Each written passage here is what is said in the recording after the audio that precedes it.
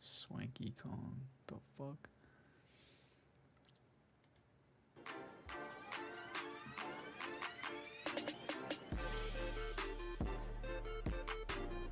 What the fuck was that?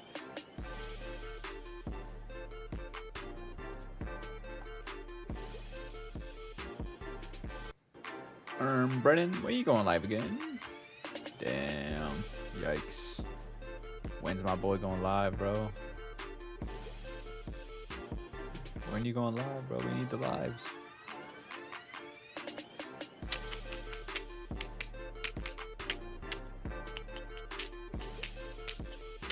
Thank you for the likes, bro.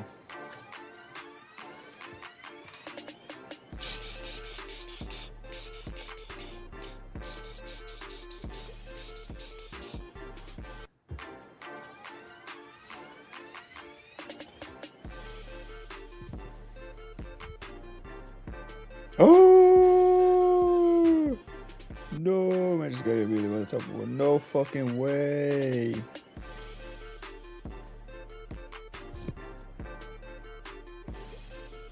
Yo.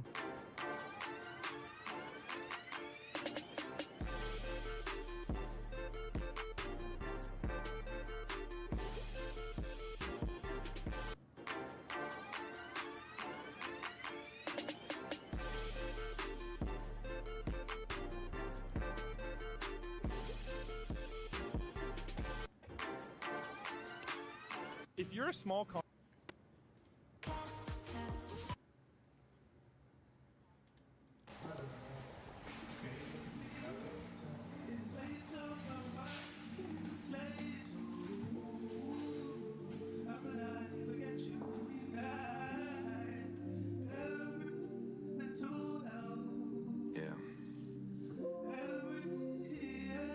Straight back. No way, Drake's back. Look, after hours on Amberlino. They pay me to speak from the heart. They think that my soul's free. And with the Bandabino. Sabalava Dilo. Probably would slow me down if I carry my trophies. Maybe when no one's around, I rap like the old me. I used to put chains on all of the necks of my broskies, my OGs. Yeah. And now to remember, I took the chains and I broke free. I wonder how long I'll be at the top if they don't kill me. I wonder how long it'll take them to count out 2,000 million. Lord. Like that? Yeah. Yeah. Pow. Pom, pom, pom, pom, pom, pom, pom, And I pom. made way too much in a week. Must be 250 at least. Like the money just grew up a tree. Like the money just came in illegal. Yeah. What? That's just how I feel. Wait, what the fuck? That's just how. And I love when they talking away. Is he getting pizza? Talking since 2008.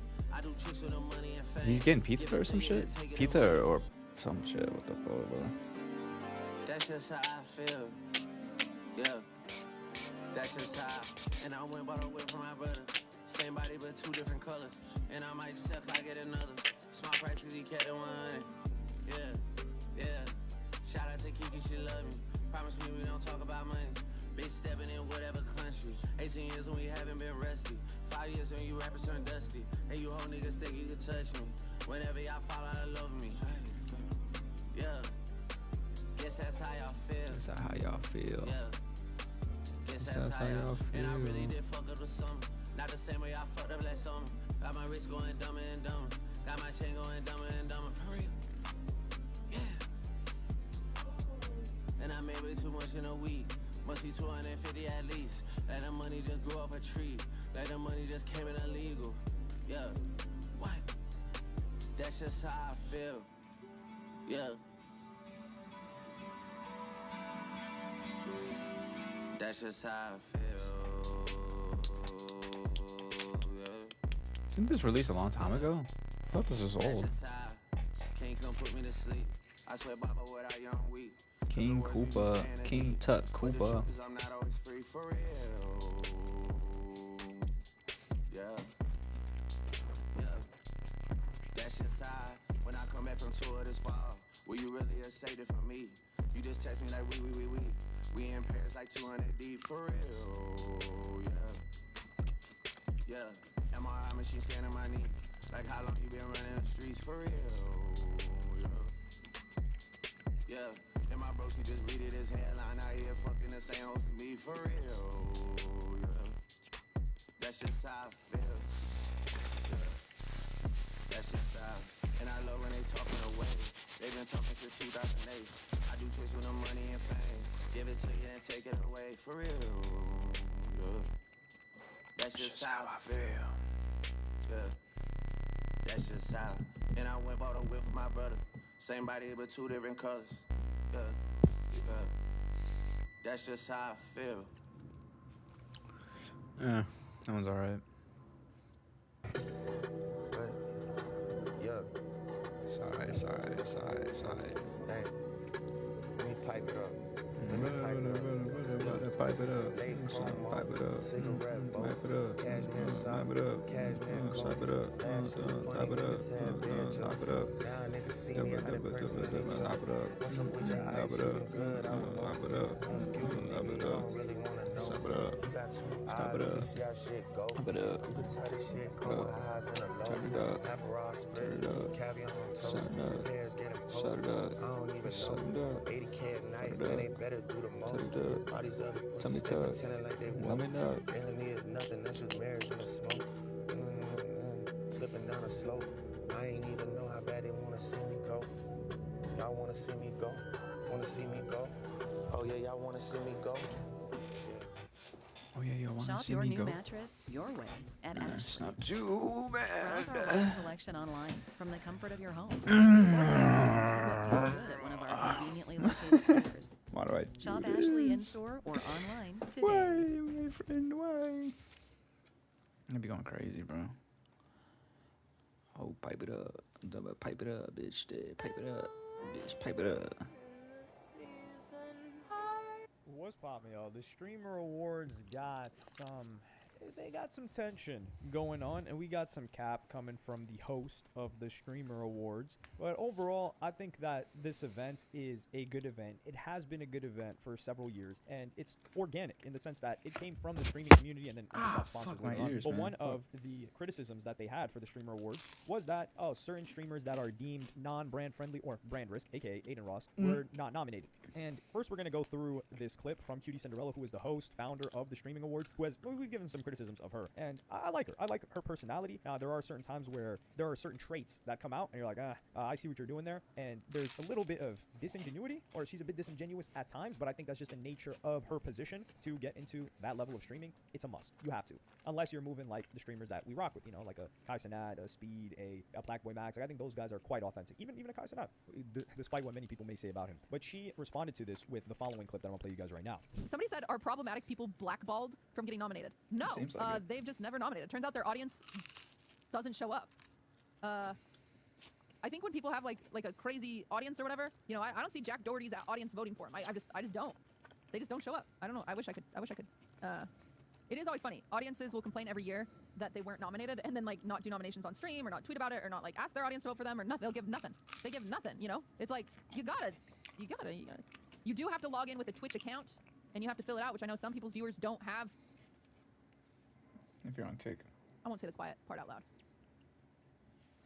So Asmongold here responds, and he's the biggest streamer right now. And he says, the, quote, problematic streamers weren't nominated because it would put sponsor opportunities at risk. This is obvious. I don't know why we're pretending that it's not. I think both of these things can be true. For instance, let's just go through some of the streamer award lists, mainly for ones that we would pay attention to. So let's say best music streamer, right? We've got DDG, FaZe Kason, Max, Blackboy Max, Ari at Home. So here we've got three people that we know. I think I don't have a strong opinion on Kason. Ari at Home, I've seen clips of the guy. I haven't seen him stream, but this guy's a grinder. I gotta put respect on that guy's name. I think the new, I was about to say president of New York. That's crazy. I think the new mayor of New York, he appeared on that guy's stream too. So y'all got a mayor that's moving around like that. So here, this makes sense. DDG, music is not the main thing of his stream, but it's, I think Ari at Home here is the most music-based streamer than these other guys. So yeah, there's one right there. And then when we talk about another streaming, now keep in mind, when the guy was talking about streaming partnerships and brand deals being at risk, you've got a best brand partner category with AT&T, Cash App, Gamer Subs, and Red Bull. So that just goes to show you that, okay, when you've got people like that, that's a different story. stories. You've got best sports streamer, and you've got this guy Morgan, Angry Ginge. I think it's Flight. probably Ginger. Also known as Cash Flight Nasty, Reacts. Flight, the legend. Run the Foot Market. I think that's like a football streamer. I was about to say not American football, soccer. And then who else do we have here? IRL streamer. This is where people were like, "Whoa, what's going on?" You had Extra Emily, IShowSpeed, Christina and Amber, and Darren. Chloe IRL. Chloe IRL, I feel like we've seen before, but this one's a little bit odd because this person is quite a small streamer, yet she's on here in comparison to many other people that do IRL. Extra Emily makes sense. And then when you think of best streamed collab, you've got Kai and LeBron. Okay, that's huge. Blackboy Max and Fred again. I'm like, Pokimane and Cat's Eye. That makes sense. Cinna and Zelina Vega. It's I think because there you are a lot of can girls you can vote. vote multiple That's times. the only way, especially when they're talking about vote based, which we're gonna get into that vote based thing. In a You little can bit. vote as But many I do times not as you have- want. Was that this year? No, I don't think it happened this year. That was last year. You can vote where as many Kaden times did as the you want, vote. Brody. That's for sure. Top stream collab. There's another collab that I think is They supposed to be they Tyler included Vaughn. that shit last Certainly time, up so there. it's Best fuck marathon up. stream. Phase Subathon, iShowSpeed America Tour. They act Mockery like they're Conquer. fucking These make sense, blackballed. right? Stream for They Humanity. had that shit last Maybe the time. charity one. I didn't see that one either. Variety streamer. So this is people that do both IRL stuff and a bunch of other things. Agent, Lyric, Squeaks, Vine Sauce. Okay, like these don't seem that crazy. Or it doesn't seem my like people are stomach. missing. Oh, Best no. Just What Chatting did I streamer. eat? Jason DeWeen, Joe Bartolozzi. This guy is huge, but I think Joe Bartolozzi is interesting because he's just got his own style and own thing that he does by himself outside of the world of streaming. It's like he's on his own little island. Kai Cenat, Lydia Violet, Wrap it up, wrap it up. and Felix XQC. I need to look up Lydia Violet. I don't want to put disrespect on her name because maybe she is very entertaining and maybe she has a huge fan base. But what I'm leaning towards is they wanted to throw a chick here for best just chatting streamer. But that's just me speaking out of ignorance, which I should not do that. That is very rude. And then Rising Star, I don't know any of these. This is Buick, now. Buick, exceptional by design. Get 0.9% APR on a 2025 Invista. Plus, current eligible non-GM owners get Invista Preferred for under $25,000. The Frame Pro with wireless One Connect box.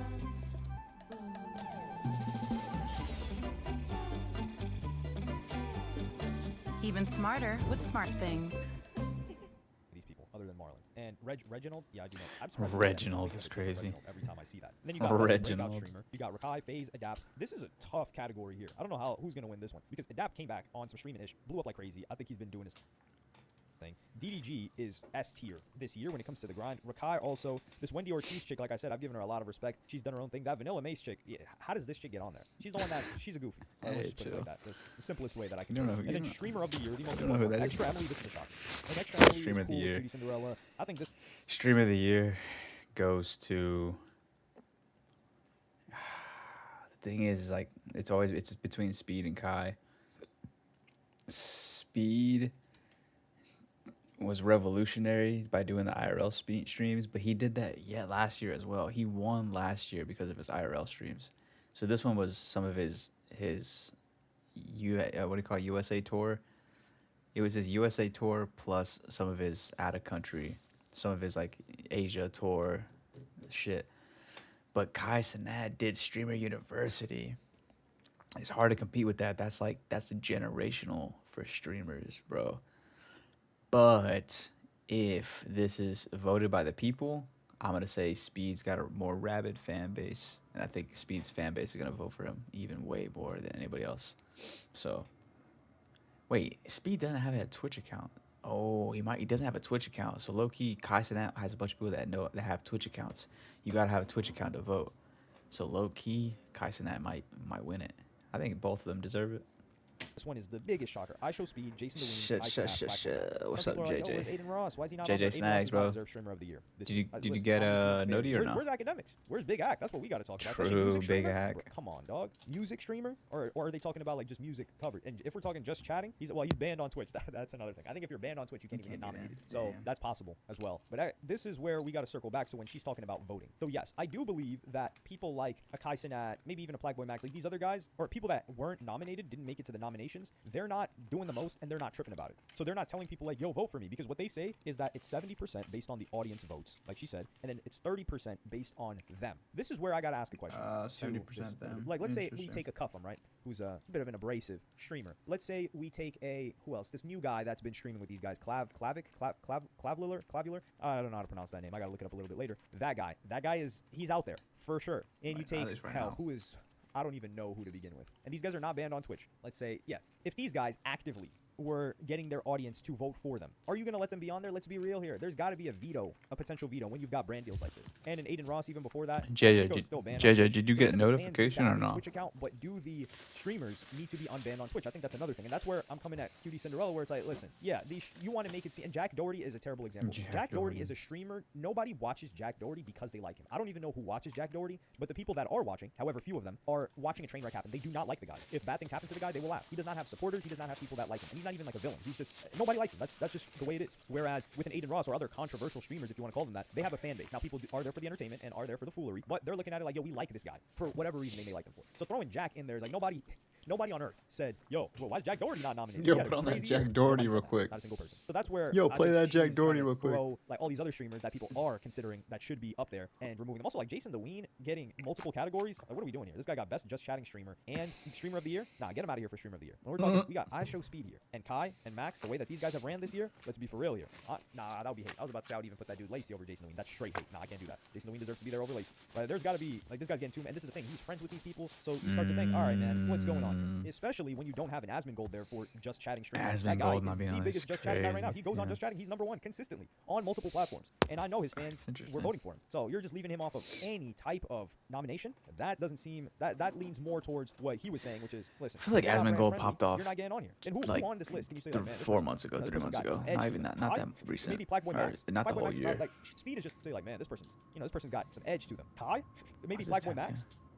Blackboy Max is probably like Speed is just authentic, right? And we've seen Speed's history, but everybody else, that's like edgiest normal. Like for example, a Phantom, he was in another category. That guy's normal, regular guy. Kason, right? Like he's a normal guy. He's playing within the rules. DDG, I would say, has probably got the most edge to him. And by edge, I mean just like willing to say whatever he wants. However, you can't really exist on Twitch if that's the case. Ninja also got nominated, which gotta put respect on Ninja's name. That guy's consistent, just doing his thing, and seems very, very happy. But let me know what you guys think about this in the comments. Do you think there's anybody that is somewhat controversial? Like you could say XQC is a little bit controversial now, but the only person I can think of that didn't make it onto a nomination, I vote Ninjas. Sure I voted, is Asmongold. It's a song by Young You're not going to tell Thug. me that Ninjas. Flight was out there telling people to vote, and that's the reason why he got on there. I think Flight was chosen. I think Flight probably didn't even know until this happened. Flight's just in his own world. But yeah, let me know what y'all think in the comments. Like, subscribe, and hit the notification bell if you enjoyed, and I'm going to see you on the next one.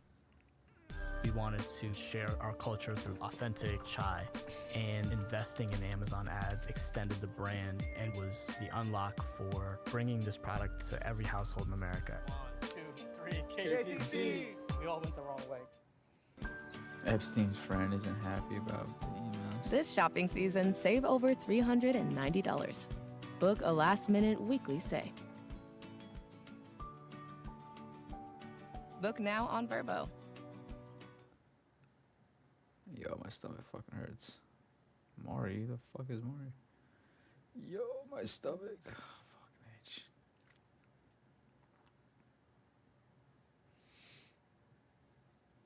The streamer awards, post everything. I gotta post my streams, bro. I really gotta post my streams.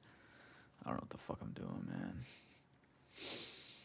That would literally blow my I'd get more views, bro. I just gotta post my fucking streams. I don't know what I'm doing, bro. I get so busy, bro. I release this shit every week, man. I be busy, bro. Holy shit, man. As I watch bullshit videos. We finally have some answers. The last Five Nights at Freddy's. God damn it. Where's Matt Pat, bro?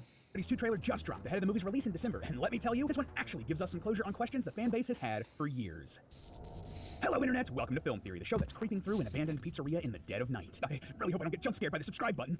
Ah, jeez, come on, man. I punched you right in the face. So at this point, you know what Five Nights at Freddy's is. We're almost in the double digits of videos about it here on Film Theory, let alone the dozens and dozens over at our sister location, Game Theory. The first movie was a huge hit, and the sequel, coming this December, looks like it's continuing the trend and adapting some of the best parts of the Five Nights franchise while also bringing in a lot of new ideas for the series. Honestly, I'm kind of excited about that. Like, if you're going to be making an adaptation of something in a different medium, use the unique ways of storytelling in that medium to add ideas while keeping to the spirit of that original IP. Anyway, because the new movie is coming out really soon, December 5th, one final trailer released 1 month ahead of that, in the middle of a Wednesday while I was working on something else. The script for the 10th anniversary video on Film Theory, actually. Man. The trailers aren't that hype. I'll say that though. The trailers are not that hype. I'm not very excited about it. I'm excited about how they build the characters, because that's like how authentic they make the characters and how cool that they look like in real life. That's exciting because they do a really good job at that. But the trailer doesn't look that exciting. I don't know what the fuck it's about. FNAF is making me delay that until January. Just How on brand for Theorist is that? Apparently, this trailer was leaked, in that an unlisted copy was uploaded and sleuthy fans found it before they were supposed to. I have to wonder if that forced their hand or if they always meant for this to come out on the 5th, but who knows at this point. So, of course, I had to drop what I was doing to try to break down this trailer, since we've done it for every other one in this franchise. It's kind of like an ongoing series for us here on Film Theory. Anyway, loyal theorists, this trailer was interesting. Why? Well, I was shocked with just how much they showed here. Like, if you dig into what they show and the meaning of what's on screen, they answered a lot of questions that have lingered in the fan base for years at this point. It makes me really excited for what this film is going to do when it's fully released. But for now, let's break down this trailer to see what secrets are hiding in its animatronic endoskeleton, shall we? Grab your flashlights, friends, as we're going into this haunted pizzeria. So we start with the shot of Vanessa waking up and Mike asking her about her dreams on their little date night from previous trailers. So you want to tell me about your bad dreams? We then hop to a sequence where we see a young Vanessa running through her house as she's haunted by a vision of her father, William Afton. I speculated earlier that shots like this with Afton in this house were either a dream or a ghost, so I guess that's confirming that we are in a dream. We then see Vanessa hiding in this dream in a closet or under a bed or something. And a little bit later, we see Afton grab a knife in this dream similar to the one that he uses as Spring Bonnie. If they are legitimately trying to give us an origin story for this knife or why he uses the knife, I'm gonna lose it. In the present, Vanessa opens the closet in her apartment or house or whatever and pulls out a box clearly full of stuff from her childhood. And guys, finally know what's in the box. Real talk though, this box looking similar to the mysterious one from the games had to be intentional or at least a fun nod. I see you, Scott. I see you. Anyway, the next shot is Vanessa putting out a bunch of toys almost as if she's displaying them. There's some marbles, a small book, what looks like a little mirror, and Garrett's plane. Yeah, you know, Mike's little brother murdered by Afton, the toy plane that he had in the first movie that we know was given to Vanessa. I have to wonder, are these all things from her childhood or maybe something darker? Like, were these items taken from Afton's victims and given to Vanessa like the plane was? That would be incredibly creepy and just totally in line with this franchise, man. And I also have to ask, why is she displaying them here? Like it could be that she's trying to get through things emotionally or confront those bad memories, but maybe she's trying to summon a spirit, like the spirits of these kids, or maybe of her father. I don't know if that makes a lot of sense or if it would work with the story, but it did come to me and I wanted to share that idea. Over all of this, we hear Mike say, we're never going to be able to move forward until you deal with some of the mess you left in your head. This is interesting because it sounds a lot like what Vanessa was dealing with in Health 1 and that whole era, where Glitch Trap was a sort of AI infecting her brain and all of that jazz. But instead of using the weird new era stuff with AI and making it all confusing, we're just using a lot of the paranormal reasoning from the earlier, simpler, and frankly more popular parts of the franchise as a jumping off point. Again, this is just another example of taking stuff that worked from every era of the Freddy's IP and smushing it into these movies. Next up, we cut to a scene of Mike talking to a man, looking over various pictures and newspaper clippings regarding Afton, a little girl, the pizzeria, and the murders. And let me tell you, when I saw this scene, I got super excited because clearly this guy is supposed to be Henry Emily, Afton's business partner from the game franchise and father of Charlie Emily, the girl that possesses the puppet in the games who we believe will do the same here in the movies. There are plenty of reasons that this guy is Henry. Like, first off, he has a picture of a girl we've identified as Charlie in his notes, and it looks like the sort of school photo or professional portrait that you'd only really expect a parent to have of their child. And it's accompanied with a little note that reads, "Daddy, I am really sorry you missed my birthday, but I really love my present." Again, that's the sort of thing a parent would have from their kid and keep in a scrapbook like this. But get the Freddy Fazbear Crunch menu, only at Popeyes, before he gets you. Love that chicken from Popeyes. Popeyes put garlic palm tenders, cheesy bites, and marinara sauce in a damn good Freddy Fazbear box. Dig in before it's too late. And see Five Nights at Freddy's 2, only in theaters. What the hell? Love that chicken from Popeyes. the meta reason I am positive that this guy is Henry Emily, well, it's because he's being played by the actor Steve Ulrich. If you don't know, Ulrich is an actor with a lot of history in weird, supernatural, or adjacent film and television. He had a main role in Riverdale for years. He was a jerky jock. Riverdale Road. Also the boyfriend character Billy in Scream. That's significant for a couple of reasons. Mostly that Billy turned out to be the Ghostface killer in Scream, and that he wasn't working alone. Billy committed those crimes with his best friend Stu, played by none other than Matthew Lillard. They were friends and partners in crime in that movie. And given how much of a face Lillard has become for Afton in the FNAF series, I absolutely see the studio and filmmakers getting Ulrich for the part of Henry Emily, Afton's business partner, as a nod to Scream and a bit of stunt casting that horror fans would love. And to be clear, this is not me saying that Henry in the film is like a co-conspirator in all of Afton's murders or anything like that, only that they were partners in making the animatronics. Now, talking about this actual moment in the trailer, there are lots of small details I wanted to mention and break down because they're eyebrow-raising at the very least. First of all, the shirt Charlie is wearing in this photo has black and white stripes, once again driving home the puppet aesthetic. And secondly, her note talks about a present, which again is a nod to the puppet. The puppet animatronic comes out of a present, and the night she went missing in the games, it was because she was locked out of a birthday party. Like, really, they're just hitting the nail on the head over and over again that Charlie is going to be the puppet, and it's very on brand. Next, the note also says, "I miss our park," before getting cut off because it's folded over. This is a bit weird. At first I thought it might be referencing FNAF 1, where Garrett went missing in that movie. Like maybe it was a pattern for Afton that he took kids in parks, but that falls apart for a couple of reasons I'll get to shortly. So perhaps this park is a reference to the theme park of the Fall Fest that we see later in the trailer. It's just a thought. Anyway, we also get a little news article here about William Afton's early ambitions. This is more or less a puff piece, but it does talk about how Afton was a genius with animatronics and continued experimenting with new ways of making them. This is definitely pointing towards his work with Remnant and trapping souls in the animatronics. It's also strange that Henry is not as big of a focus here because we thought Afton was the business guy in their partnership and Henry was more the animatronic guy. But this is letting us know that, sure, maybe Henry knew his way around animatronics, but Afton was also an animatronic guy. But okay, all of that is neat or whatever, but the big thing we learn here, and the thing that made me and Tom light up like animatronic Christmas trees, this line right here. It wasn't until years later when those 5 children went missing that I knew she was murdered. So this might just seem like a normal trailer line, but this is actually huge. Why? Well, it confirms that Charlie died first before the other murdered kids. This was something we were pretty sure about for a while thanks to the books, like Charlie died in 1983, and thanks to the Silver Eyes trilogy and Into the Pit, we knew that the other kids died in 1985. But then Help 1 and 2 came out and threw all of that into question. In that game, there are a set of gravestones you need to interact with for one of the endings, and if you like the graves in a certain order, you get a collectible. And to do that, the puppet's grave was the one you lit last, implying that she died last, and throwing everything we knew into question. So this right here is absolutely an example of Scott using these movies to set the record straight, and man, I'm so here for it. After all of us here at Theorist and in the FNAF theorizing community struggled for so long to get straight answers, it's so satisfying to finally have some. Next, we then cut to Charlie, tears running down her face, screaming as she holds a boy in her arms. We're definitely in the pizzeria back when it was at its peak here, given that we see a birthday party sort of situation going on. This whole sequence seems to be a continuation of another shot from an earlier trailer where we see this same boy in the pizzeria as Afton in the Spring Bonnie outfit peeks through a door to look at him. So a couple of thoughts here. Like, did Charlie just witness this kid almost get murdered and that's why she's crying? Or maybe, giant swing here, but are they both already dead? Yeah, probably not. Everyone is looking at her when she screams, but it would be a cool Sixth Sense type of reveal if when she puts the kid down we see like a stab wound or something. But more importantly than that, I'm pretty sure that this is right before Charlie is killed. Earlier in the trailer, Henry says this. Everyone called it an accident. Everyone called it an accident. And here we see Charlie standing on a little platform. If I were to guess, this is where the puppet would come out during performances. Oh, and also, again, they're emphasizing the stripes on her sleeves here. I love how consistent that is. So putting the pieces together here, this platform is likely a trap door, and she's about to fall through and into the machinery of the puppet animatronic. Something everyone would think was an accident. Notice how the other kid is suspiciously not on this platform when it focuses on Charlie's feet? It's about to open up and have Charlie fall to her death. Oh, and bonus points, that would make things way less confusing than it was in the game, since that had the puppet like find Charlie outside. It was very strange, and it follows the film's running mission statement of taking the recognizable parts of FNAF and simplifying them for the mainstream. We then get a lot of shots that just feel like classic horror movie fare that don't really add anything to our breakdown of the movie. We see a kid at Abby's school asking if she's ever going to go back to Freddy Fazbear's, and then cut to her going back there. The animatronics wake up, and we see Mike and Vanessa in the pizzeria reacting to Balloon Boy's laugh coming from somewhere in its depths. Oh, and we also hear someone say, "Where are you going to run to?" That's a line repeated from an earlier trailer. Back then I wasn't 100% sure who was saying this, but now it definitely sounds like it's from Afton. Oh, and also I have to point out, we can clearly see the carousel here in the shot with the 4 animals that you would expect: Freddy, Bonnie, Foxy, and Chica. None of the extra animals mentioned on the potentially real script pages that Scott released during the 10th anniversary. And man, at this point, it feels like Scott is just toying with me. Why are you doing this to me, man? Is checking the carousel for animals gonna be my version of counting animatronic totems? We then see the toy animatronics out and about like they've been really hammering home in the marketing for this movie. They even have a line saying, "Half of this town will be dead by morning," letting us know just how much the stakes have been raised here. We see Freddy at the Fall Fest Fair thing, Matthew Patrick raising a knife sharpener from a knife block about to stab a woman, Megan Fox chasing the guy from Jurassic Park inside of a school supply room, and Balloon Boy creeping on a Freddy security guard who should be played by Markiplier. Come on, Mark, I know you're busy. Congrats on the wedding, by the way, but the fans really want to see you in these movies. And the last thing of note here, but we see the withered animatronics wake up and various jump scare shots of them, including Mabel attacking a car with Vanessa inside. In a previous trailer, we see them attacking the van with the paranormal investigators, so it looks like attacking vehicles will be their MO here in this movie. Or at the very least, he does it twice. Huh, weird. I just found 2 nipples. Something else I wanted to point out, though, is that none of the withered Popeyes put garlic palm tenders, cheesy bites, and marinara sauce in a good Freddy Fazbear box. animatronics we see here in the movie. So basically, all of the toy animatronics have them at one point or another. To me, this pretty much confirms that the toy animatronics have a sort of child protection software that we mentioned in previous theories, and the withered animatronics don't. Those red eyes represent the software coming online and having them kill random people. This does make me wonder, though, if the toys are just robots that seem to be corrupted, perhaps the withered are connected with the spirits from the first movie, or new spirits entirely? It's just a thought. Now, those are the broad strokes of the trailer, and most of our learnings from it. But of course, it's a FNAF trailer, and there's deeper meanings to be found here. And probably the most important thing that I picked up from this trailer was that it really seems like this movie is going to be answering a lot of questions that the series has asked for a long time. When young Vanessa is having this scary dream about her dad in the trailer, we see a bunch of images of a workshop. There's a bunch of animatronic equipment, as well as like medical tools you might find in a doctor's office or hospital or whatever. Now, there's a lot of dust on this medical equipment, so if you ask me, this actually isn't connected to the dream at all. This is something I think the characters are going to find in the present day, and it just like matched the tone for the rest of the trailer, so, you know, they pulled trailer trickery and shoved that together. But that's neither here nor there. No, the big thing I wanted to focus on here was this. We see designs for Freddy Fazbear animatronic on some old paper. Of course, you know us. When something like this pops up on screen, I absolutely had to pour over to see if there was any new information we could glean from it. And oh boy, don't you know that there was. You see up here where it says that this is Freddy 3.0, that it's a new design? Well, that's significant because if you compare this against all the other Freddy animatronics we see in the film series, this lines up most with the Freddy Fazbear from the first movie. The main Freddy, the classic Freddy, not the withered or the toy Freddy designs. You can really tell if you compare the jaw designs for the blueprints, classic Freddy, toy Freddy, and withered Freddy. This is definitely referring to the original Freddy from the first movie. And that's significant because, well, for a long time we weren't sure if the withered animatronics and the classic animatronics were the same animatronics or not. And that created a lot of confusion and ambiguity in the timeline and the story. But this right here is saying very clearly on paper that they are different. Most likely that the toy and withered animatronics came first and that the classic animatronics came. Yeah, that always made sense because he's got a big ass jaw. He's always had a big ass jaw. So he's not been the same one. He's always been a different one. He's always been a different one.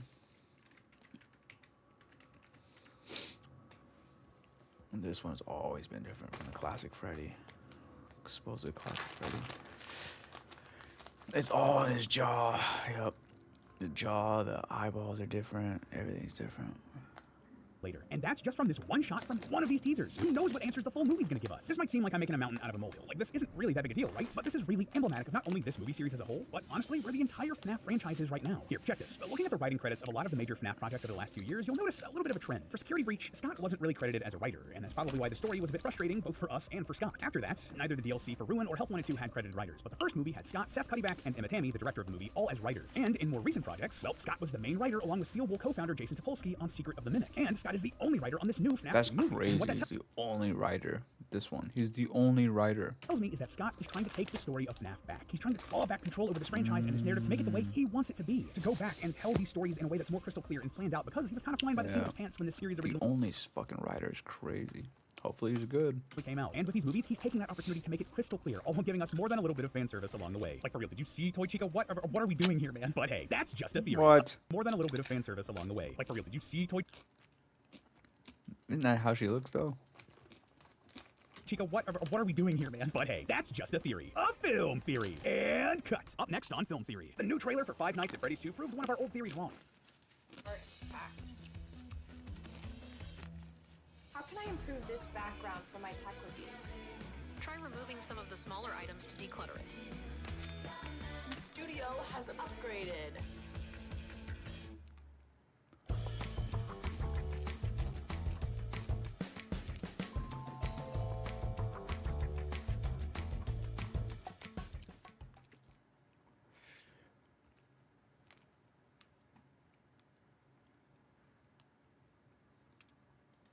I got to go to a secret FNAF event in Los Angeles where I got to see the new FNAF 2 movie trailer early alongside MR.PRAPAGANDA, Daco, and a bunch of my other friends as well. And not only did we watch the trailer, we actually went to a party directly afterwards where we could take pictures in front of the set from the movie. There was also some of the FNAF movie cast there. There was DJ sets by CG5, The Living Tombstone, and JT Music. There was also a bunch of food and exclusive merch that I'm going to show you, so this is going to be an exciting video. So the night actually started with us seeing the movie trailer, and we were actually in a little movie theater, and I can't show you any video because they literally stole our phones. They put this rubber band around our phone and said we'll get it back when the trailer's done, so the trailer wouldn't leak. But in this little theater were a bunch of my friends, including MR.PRAPAGANDA, Daco, The Regular Sauce, Unique East, a bunch of other people that I recognized, and we all got to sit there and watch the trailer together. Obviously, everyone loved the trailer. I honestly think it is the best FNAF movie trailer we've ever got. I'm so excited for the movie. It looks incredible. As you can imagine, I was losing my mind. Me and Daco were screaming and reacting the whole time. So after that was the FNAF themed party put on by Universal Studios. So we were bussed over to a different location, and this is me and kind of Daco's first reaction to seeing that. Guys, okay, hello everybody, we're filming. Okay, this is FNAF 2 party. Secret event. Secret event. Oh my god. Oh my god. The set? Look at this. Wow, no way.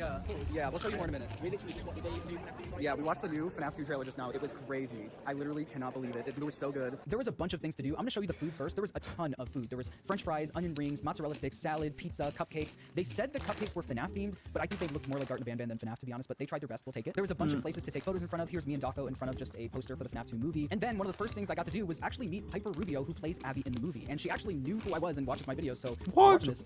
Hi, Piper. There was also The Office from the movie, and this is a little video of Piper and Daco in front of that set right there. And here's a picture of me and Piper at the event. And then, like I said, there was a DJ booth, but before the DJs got started, MR.PRAPAGANDA had an announcement to make. Game one. Hands up, here's game one. I also think that the franchise has gotten to the size that it is, right? That we live in a day and age where, like, people grow up not knowing who Mickey Mouse is, but are absolutely standing Freddy and Chica in mind, right? And it's because of you guys, right here, right now, tonight. But before we hand off to CG5, the real music fan, I think we have one other special guest that this night would be complete without. No way. Bring in our special guest.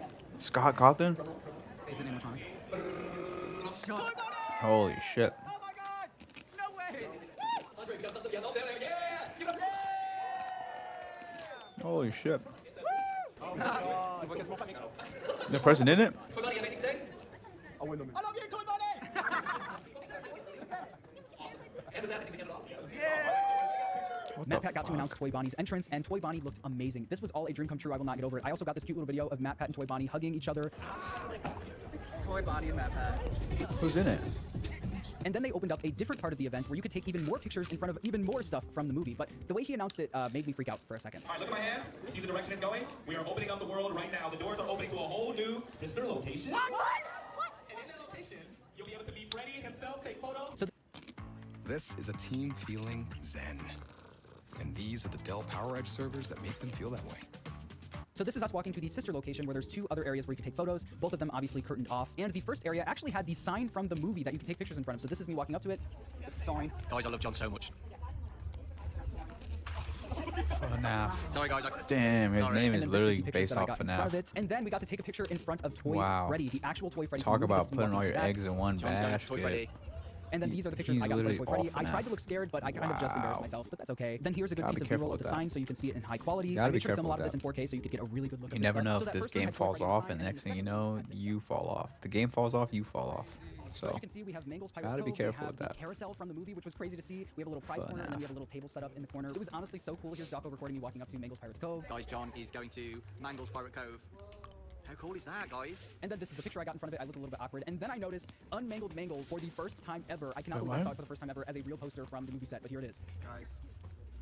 It's Foxy. For the first time, I'm Mangle. That's crazy. For the first time. Then we moved over to the carousel. Here's a better look at the carousel, and then Daco going to take a picture in front of it. And then Piper Rubio wanted a picture with her, me, and Daco in front of the carousel, so here is that picture. And then this is Daco realizing that there's actually Hex plushies inside of the prize corner, which was really cool. It was actually a Night Marion plushie. I don't know if they did that because of me. I assume not, but it was cool that it was there. MR.PRAPAGANDA actually told me before I got to the party that he saw a Night Marion plushie on that shelf, so I was excited to see it. Here's a cute little video of the Living Tombstone doing their DJ set. I can't play the audio because it's copyrighted. Here's a video I took of Daco dancing, and he said if I included it, he would kill me.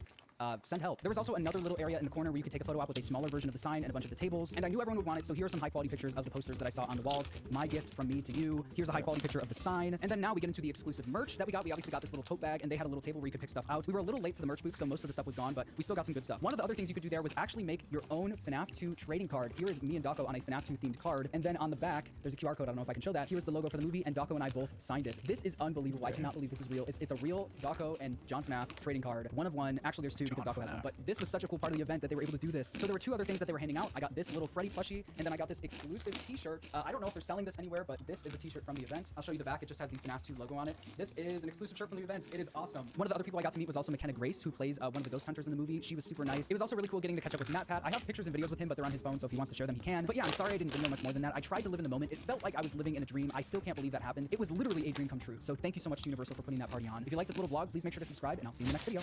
Bye-bye. My old phone carrier was reaching their hand into my wallet and just helping themselves. I like having no surprises when it comes to myself. And with Spectrum, it saved me a ton of money. Real customers, real savings. To see how much you can save, visit spectrum.com/save. Want a sleek that stays up to 5 washes? It's possible. Garnier presents Fructis Sleek and Stay Serum. Patented water-resistant technology. What's up, baby boy? What's up, baby boy? Just a little after hours shit, you know. Okay, I've seen so many. Oh my god, it started already. I've seen so many people do this on my feed, trying to get. God, YouTube's so ass. What's up, baby boy? YouTube is so. YouTube on PC is so ass. Good lord.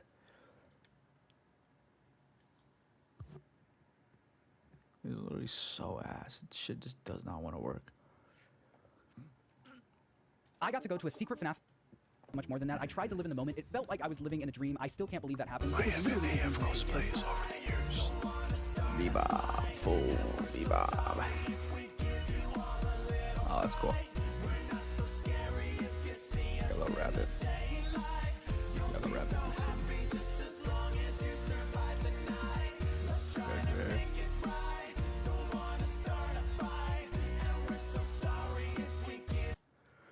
Springtrap's just a good ass idea, bro. It just sucks that they took it until the third one. I really used to play a lot of this FNAF shit, bro. I used to love this shit. They got too confusing when they started doing the fucking sister bullshit. Is that Steve in the background from Minecraft?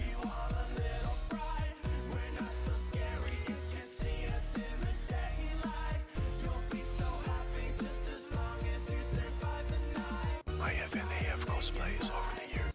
I've never played the game, but I My think FNAF cosplays over the years. remember. Oh, you don't. Yeah, you should play the game though. Wendy's has The games are fun, at least. Like, I got like a 20-20-20 mode. I beat the 20-20-20 mode on FNAF 2, I think, which is like the most hard one. Yo, 7. Today.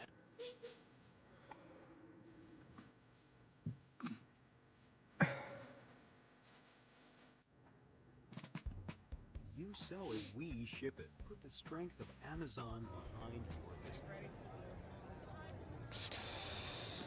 There's a human in there, no?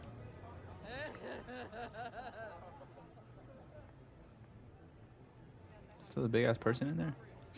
Shows on my neck.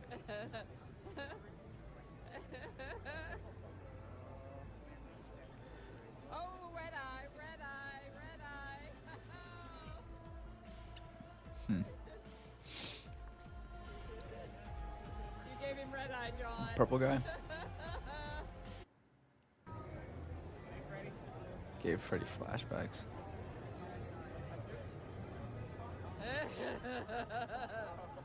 What's up, baby boy? What's up, baby boy? Yo, Bon. Yo, Bon. Bon's our buddy. That man can only do this because of the free Robux. I went to showbiz as a kid, so that was terrifying with the rocket fire explosion. Wait. Oh, so you went back then to that shit? To like the creepy, the big ass like bear looking guy? You actually went to those back then? I thought they closed them all down. Come on, Bon. Kill his ass, bro. Come on, Bon.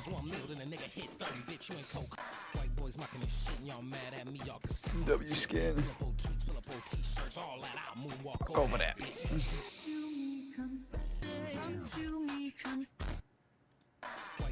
I got to go to a secret FNAF event in Los Angeles where I got That'd be cool to go to like a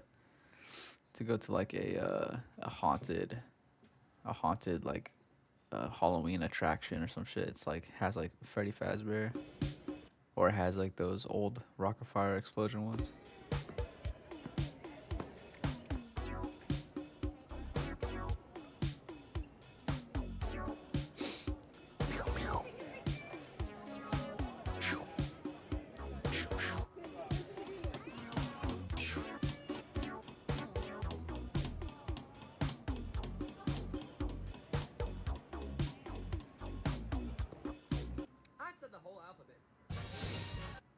So a lot of people don't know this, but I can actually say the whole alphabet in 1 second.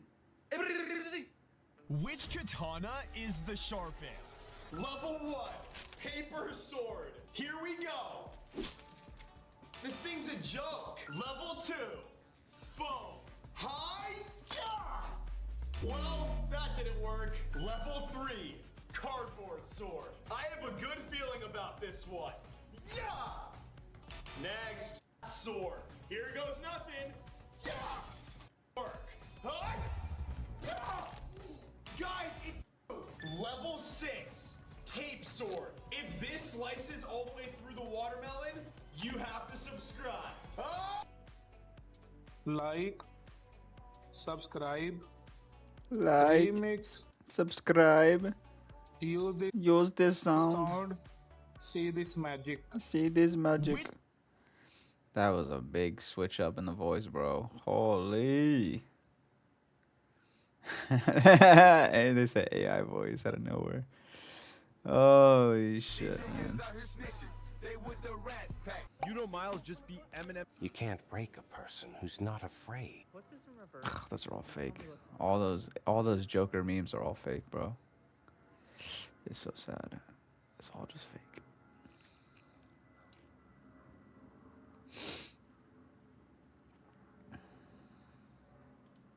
I'm a dry cleaner, and this video is for the fashion designers and developers or anyone who works in the garment industry who would like some feedback from a luxury dry cleaner on design elements and construction that can make clothing What you got for The me? biggest category and headache is trim and hardware. Can it be removed easily? Can it be covered easily? Will the finish come off? Will the hardware damage other materials on the garment? Two easy examples of this are leather patches and chunky metal hardware. If you're going to use leather, make sure it doesn't bleed. It's easy to remove, or just use the same color of the material it is next to it. Metal hardware should always be easy to remove or cover and durable enough to survive a wash cycle. I'm going to take credit for Loewe switching from brown patches on white cotton to black on black. Pleats, especially on cotton and silk, will soften over time. If you're going to survive a wash cycle, I'm going to take credit for Loewe switching from brown patches on white cotton to black on black. Pleats, especially on cotton and silk, will soften over time. Puppets in general, very popular. I hear that on most channels. Like, subscribe. Is nearly impossible to Always, bro. Hey, man, I'm on the same wave too sometimes, man. So I gotta get my likes, man. I gotta get my likes. I gotta get my likes and my subscribes. So sometimes I'm on the same wave, you know. So like and subscribe. Yeah, you know what I'm saying. Animatronics arcade game were everywhere in the 80s. Yo, that would be so cool, bro. And seeing animatronics, bro, back in the day. I feel like back in the day, people weren't scared by that. Like how come, how they made them, and like all of the Oh, I gotta forget it's nighttime. But all of the like when people wear like Mickey Mouse, they wear like these like the Mickey Mouse suits for people's birthdays. It's like they made them so scary back in the day, but were kids just not scared back? Did kids just not get scared back in the day, but now they do? That's probably why Issei Miyake uses lots of polyester. Buttons are going to break and chip, so make sure they're somewhat easy to replace. Super fancy, unique logo buttons are hard to procure. I'm looking at you, Chanel. Is it a gorgeous button? Yes. Does it take 6 months to get a new one from France? Also yes. I personally love a mother of pearl button, but they love to chip and crack and look terrible after a few washes. I really hope this trend dies, but garments with this dirty and stained look is a nightmare for us. How clean is it supposed to look? How much wrinkling is appropriate? I think a few days at a dry cleaner would go a really long way for folks studying fashion. For any folks in the New York fashion industry, you're always welcome at my space if you want real examples of what's keeping us up at night. I'll have plenty more specific examples and notes to share with all of you, but in my opinion, the longer a garment lasts and the easier it is to clean, the less waste we're creating. So designing a piece that will last a lifetime is the best thing you can do for your customer and the planet. Facts. Like it, subscribe. 3, 2, 1. Like, subscribe. Subscribe. Remix. Use this sound. This magic. See this magic. Anyways, I hope Shit's you can. She's cooked. So today something wild happened. I walk into school and one of the girls from my class goes, Be honest, your videos are fake, right? Everyone laughs. I ask why and she goes, Because no one gets those numbers that fast unless they cheat. Then she says, Let's find out who's real, you or me. She challenges me to a 24-hour Roblox rant showdown. Same idea. Same time. Whoever's video goes more viral wins. Loser has to comment, Rantloxed is the real one. under their post. Whole class is hyping her up like it's already over. She even brought her friends to help edit her video. They dropped it this morning. And yeah, it's already sitting at 400,000 views. Everyone keeps coming up to me like, bro, she's got you cooked. But they don't realize something I haven't even posted yet. Because this right here is my video. This is the one that decides everything. No cuts. No script. Just the truth. And if you're Team watching Rant. this right now, you're literally part of the challenge. So here's the plan. Like the video, comment Team Rantloxed. Follow now, press the sound, and re-watch this as many times as you can. Because tomorrow, when she opens TikTok and sees how far this one went, she'll finally understand you can fake views. But you can't fake the real ones. She's cooked. So today something wild happened. I walk into school and one of the girls from my class goes, Be honest, your videos are fake, right? Everyone laughs. I ask why and she goes, Because no one gets those numbers that fast unless they cheat. Then she says, Let's find out who's real, you or me. She challenges me to a 24-hour Roblox. 1, 2, bow, bow, bow, bow, bow. You don't sound like a zombie and you understand. Damn. I mean, I might sound like a zombie right now. I'm tired as hell. They were terrifying to me, but those of us who were infants were afraid of everything. Yeah. But like, you know what I mean? Like, 4. I feel like those old Mickey Mouse. 16. 32. Yeah, man. This shit.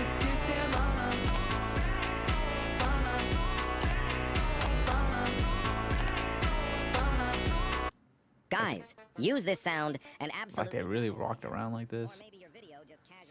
Like, holy. But if you wake up and your phone's hotter than the sun from all the notifications, yeah, that's on you. I'm just saying, if you don't try it, you'll never know if you just skipped your viral moment. So go ahead, risk I it. guess they're For not the too algorithm. scary, but Guys, use man, this this one's sound kind of scary and for absolutely kids. Nothing might happen. Or maybe your video just casually explodes overnight. I don't know. I'm not a scientist. But if you wake up and your phone's hotter than the sun from all the notifications, yeah, I don't that's know, on man. you. This shit's I'm kind of just saying, if you scary. don't try it, For a you'll never know kid, if you bro. just skipped your viral moment. What the Go ahead, risk it. fuck is this? Guys, use this sound. This shit's scary, bro. The 80s were era of scary brothers. Very my brothers in ET, so they were pranksters. They were like the brothers in ET. They were pranksters, and they were way more bad kids in the 80s. Very much not very much. Dang. Yeah, shit is wild. Yeah, that's on you. I'm just saying, if you don't try it, you'll never know if you Imagine just skipped seeing your this as a viral kid. moment. So go ahead, risk it for the algorithm. Guys, use this sound and absolutely nothing.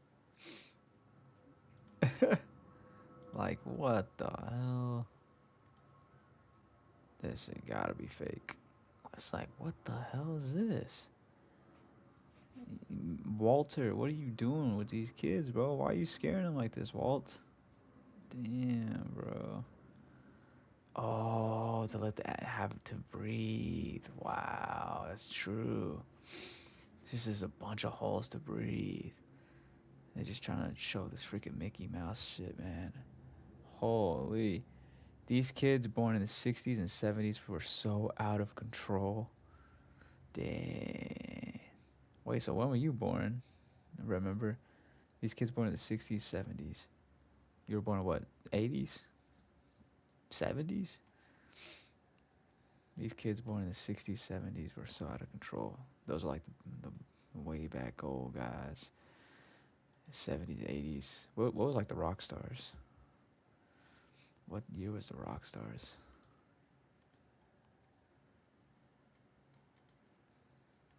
If your hair could talk, Sometime. If you use this sound, Your video will be forget. You're Einstein, you're Epstein, I can tell by what you're calculating. Too bad this is YouTube Shorts. Too bad this is YouTube Shorts. I like that kind of stuff. That's the hardest thing in the world. To get up every day and give 100% and be in the same position that you were. Name the fast food or... This is the absolute best. Bob. There's a specific person that you've got to get Clowns were also common in the 80s. out of your life right. Clowns also came out in like what, 2010, 2015? What was that clown? The clown epidemic. It's, yo, can I be real for... That was 2008, 2009, 2012, 2000... No, it's gotta be 2015 or 16 or 17. The fucking clown epidemic. I found that you can... Have you ever heard this song?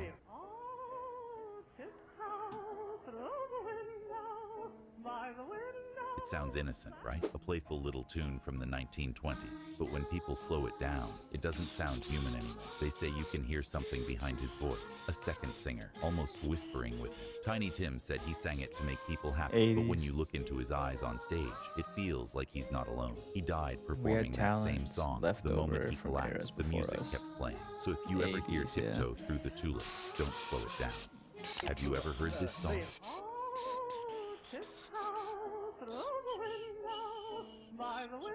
It sounds innocent, right? A playful little tune. Yeah. Please don't What's the best 80s thing? Is it the Beatles? scroll.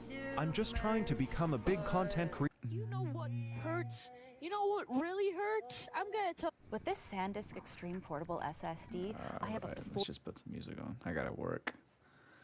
I gotta get some work done. Let's get some work. Let me work.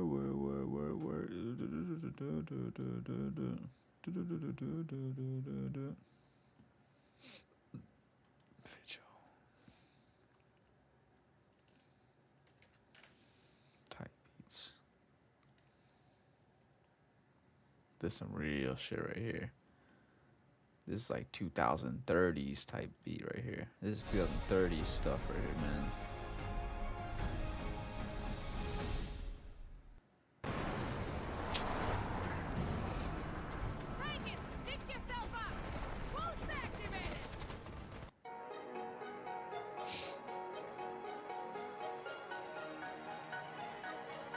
Remember those kids from the TNT movie in the Foot Clan? That was typical 80s kid. The kids in the Foot Clan. They were like ninjas? They were like jumping up and down like ninjas or what?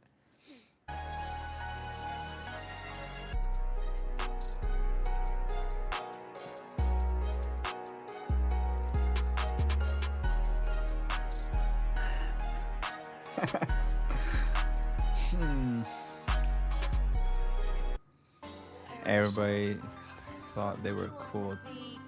I mean, that's now too as well, bro. Everybody thinks they tough, bro. Everybody wants to be super tough and like be the coolest kid. I think that's a human thing, maybe. I think it just maybe just happens no matter what. Unfortunately. All right. Put it here.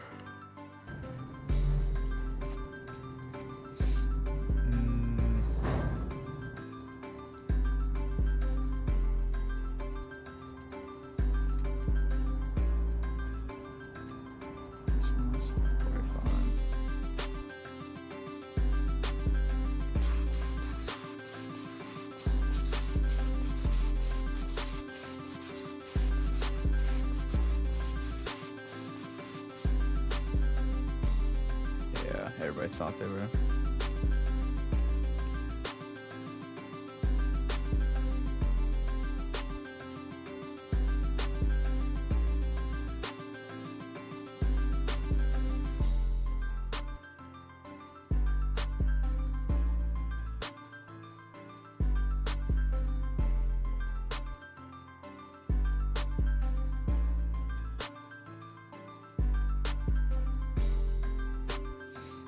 Damn autocorrect, I know.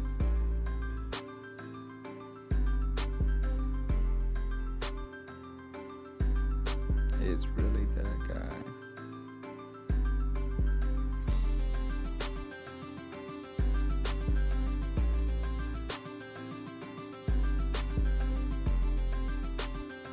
They were unrolling.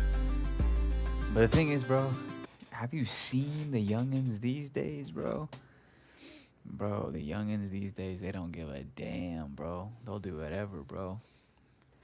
Except for now, maybe they don't act tough, but they just act like demons, bro. The kids now are demons.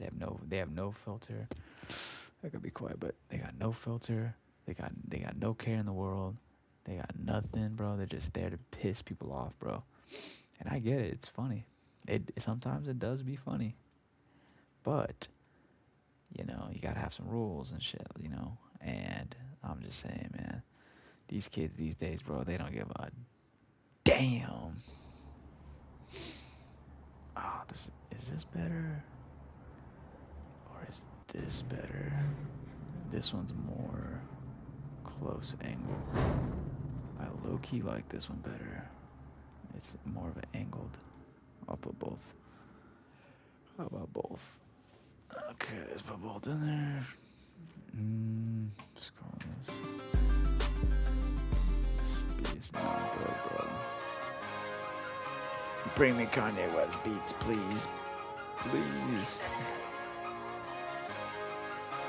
Slopper, what's his name? Slodger?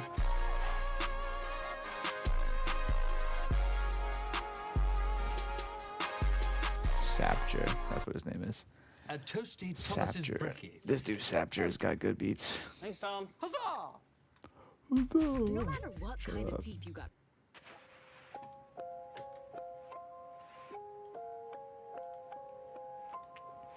Anyways, we'll see you later. Just going off my memories. All good, remember? Hey man, you're just remembering your memories. Boom boom. I'll be here all night. I will be here all night, fools. Alright, see you later, remember.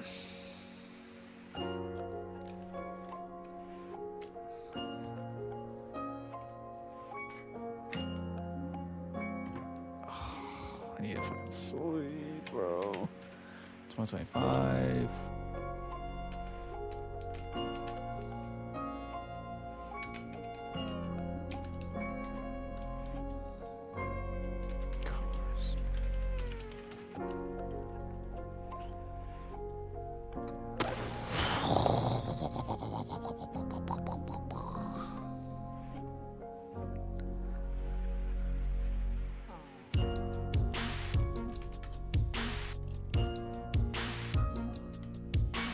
That's because their parents let them do anything, and their parents want to be new school. Their parents let them do everything, and their parents want to be new school.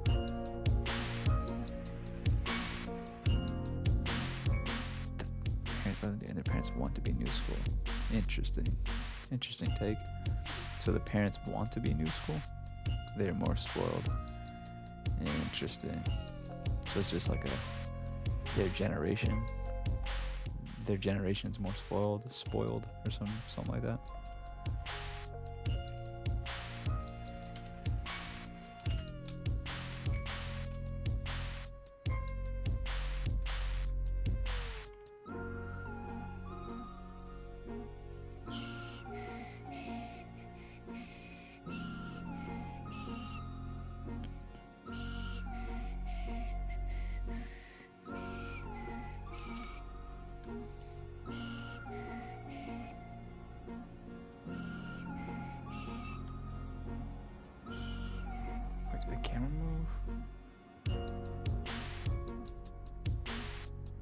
We would not mess around with our parents because they were tough. Do you think we lost that? Did we lose our touch? Did we lose our tough guy shit? I mean, back in the day, bro, you piss your parents off, boom, they smack you across the face. They grab your ear, rip your ear off. Right? Back in the day.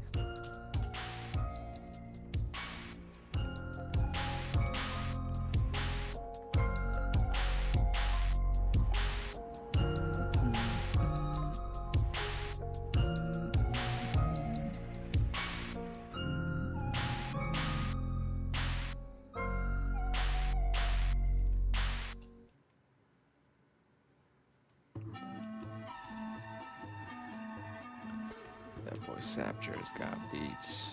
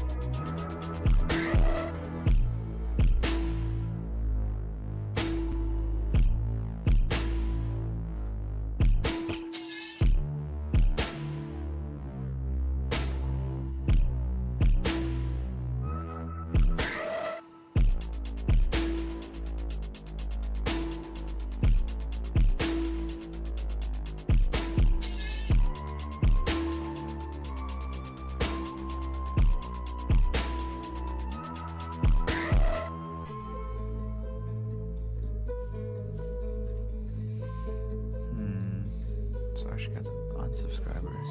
Interesting. Form submitted by profile. Pro 6.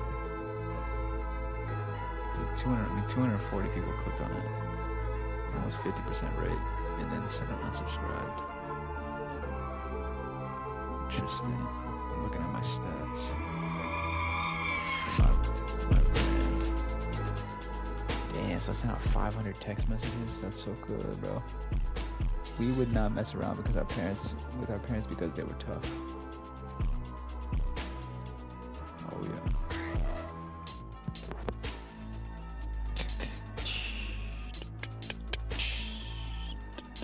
At the same time.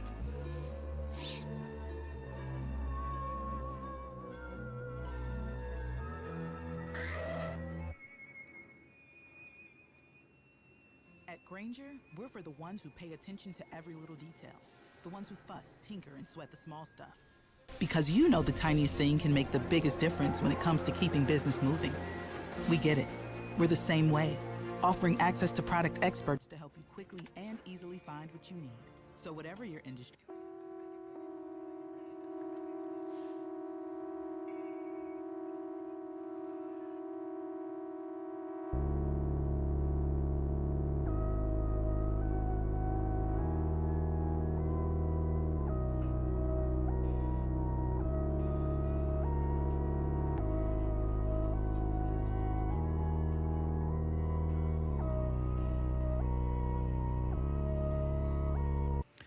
Miss Universe is Mexico?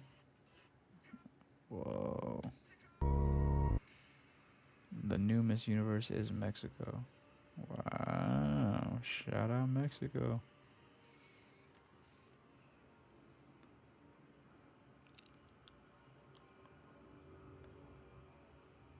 Miss Universe Mexico, bro. Damn. Viva el Mexicano. Viva el Mexico. Damn, that's cool.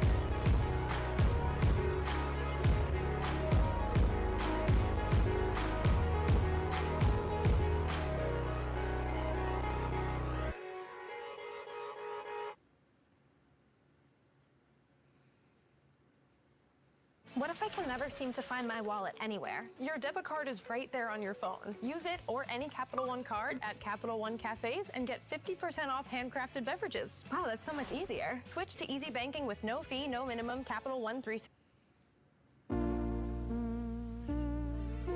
Add intro.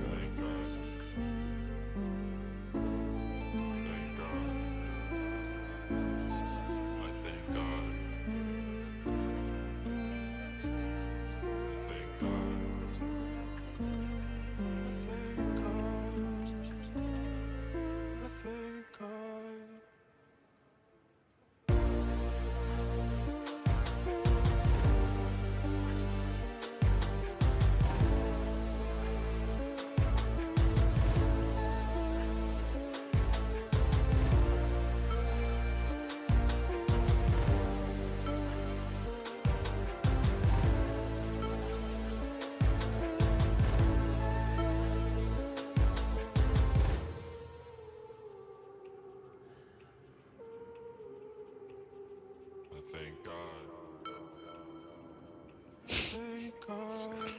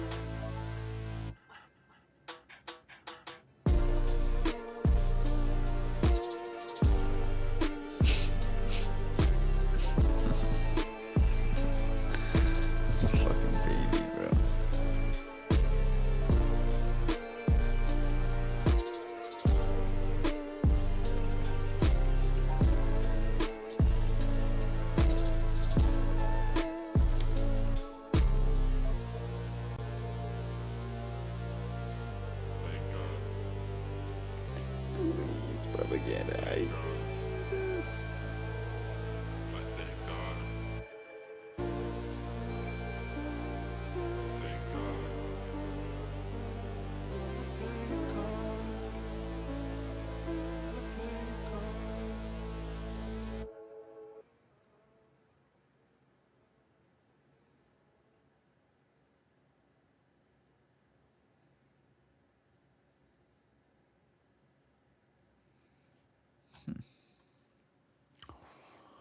Not too bad. Doc! Oh, I need your help! Mabel, I'm in the middle of class. A class that... AI? Question mark?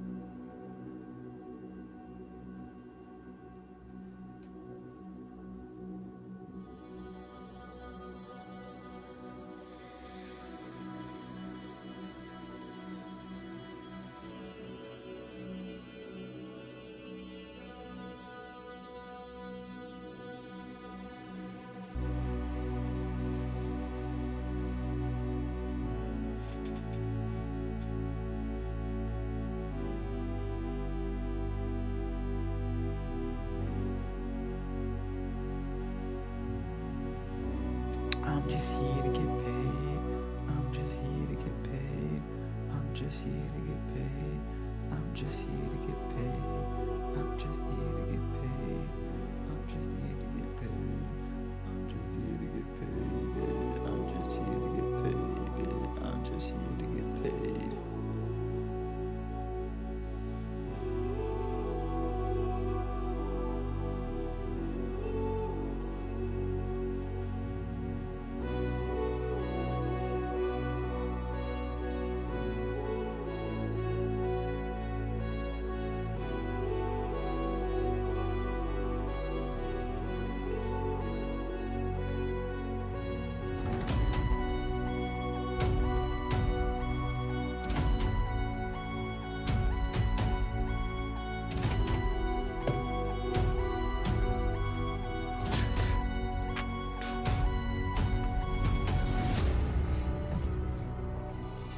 We don't take no L.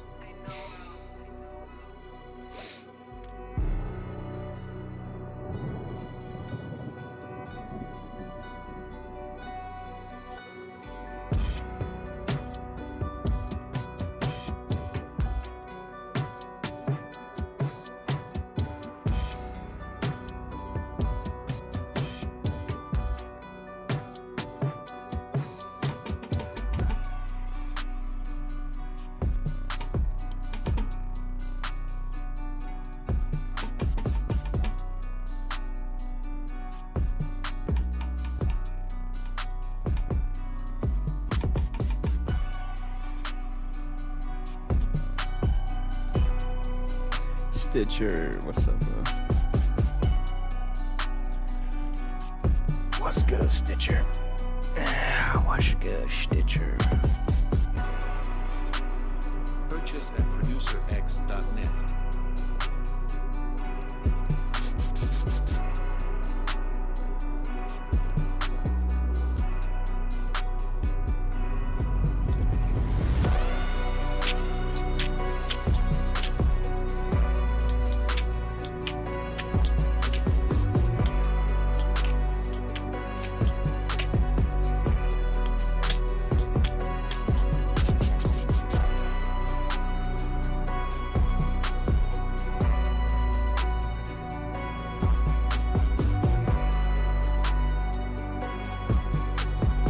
How you been, bro?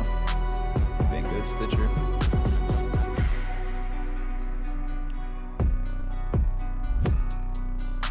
I like Stitch. I like Stitch.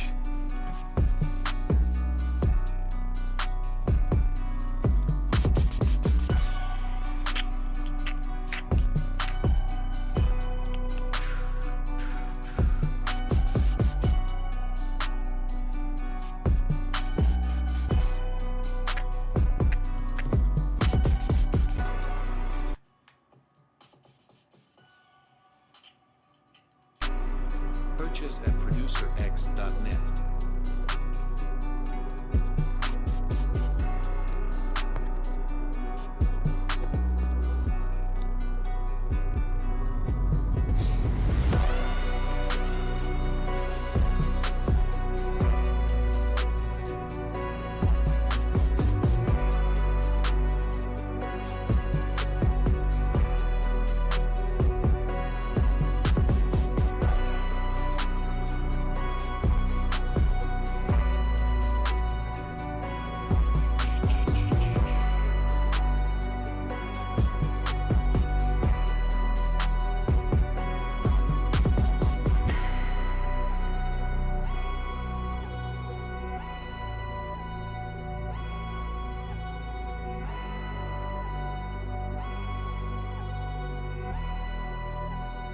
Purchase at producerx.net.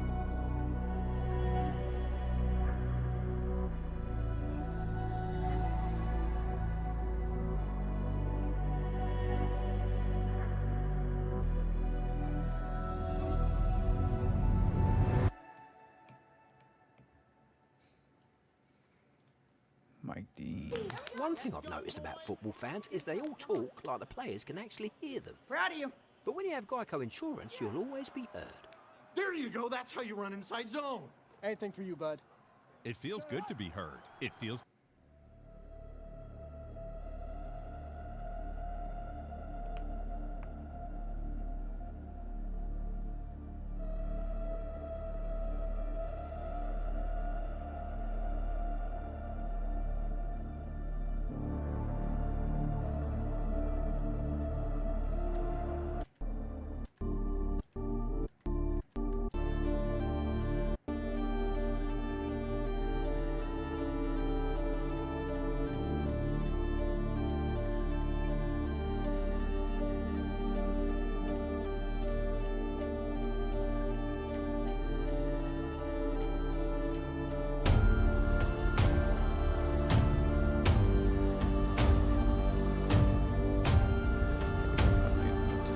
Best album of the 21st century.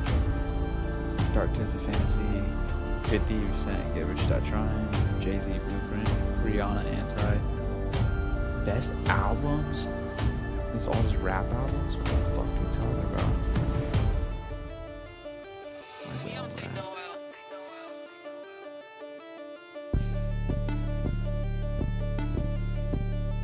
Drake, Take Care, Beyonce, Blonde, Frank Ocean, Beyonce, The Weeknd, Sting, Kanye, Good Kid, Messy, Kanye West, Yeezus, Playboy Cardi.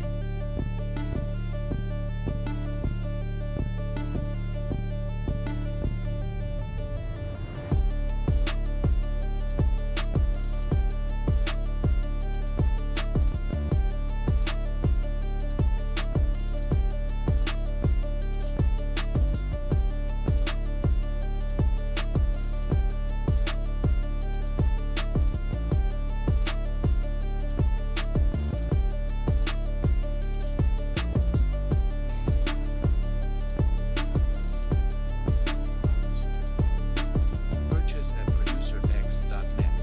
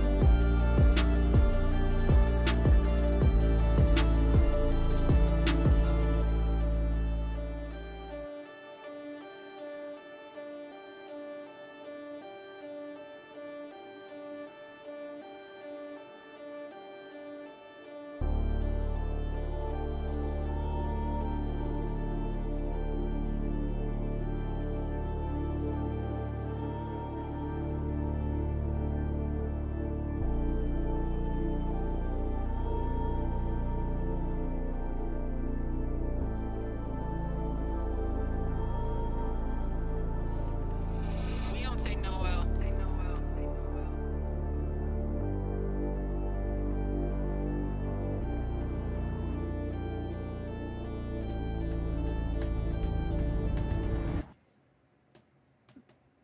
Nationwide is so much more than a great insurance company. They're one of America's largest financial services companies. Like how I'm more... I'm in love with the nitrous. We don't take no L.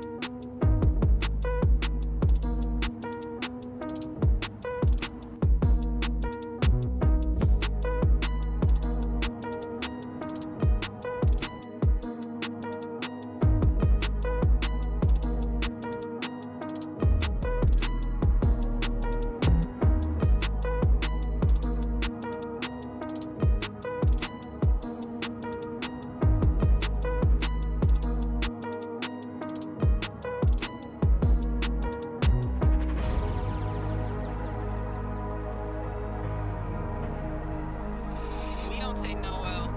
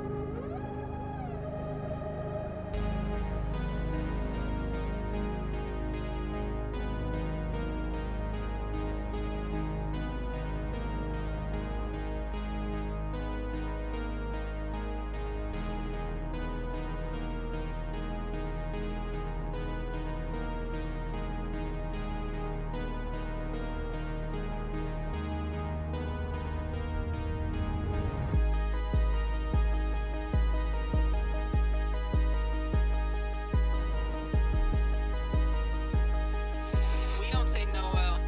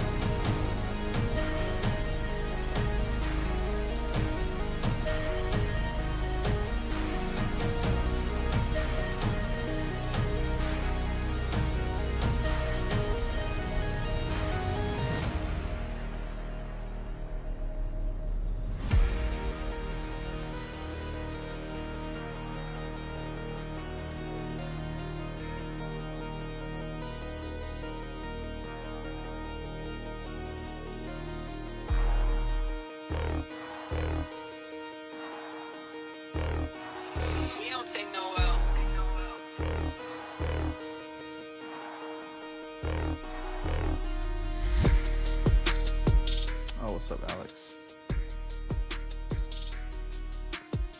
It's just after hours, bro. We tired, bro.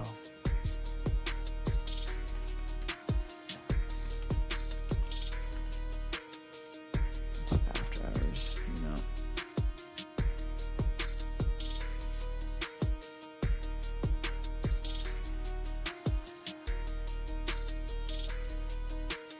Purchase at producerx.net.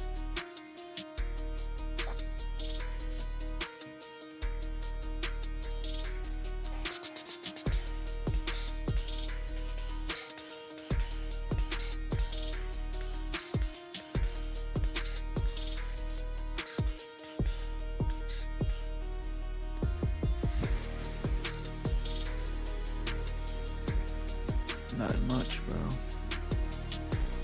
We're just chilling. We're working on some shit. I gotta turn this into a, actually, I gotta color correct it first.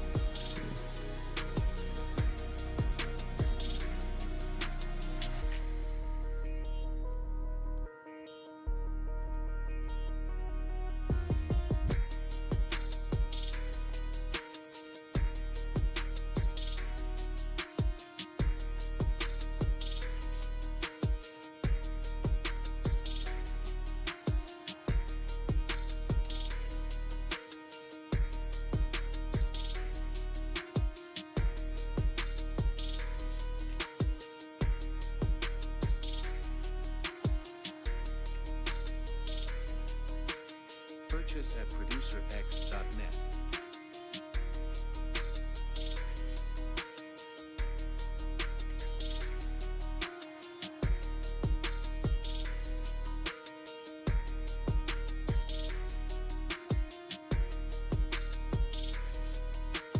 How you doing, bro? What you up to, Alex?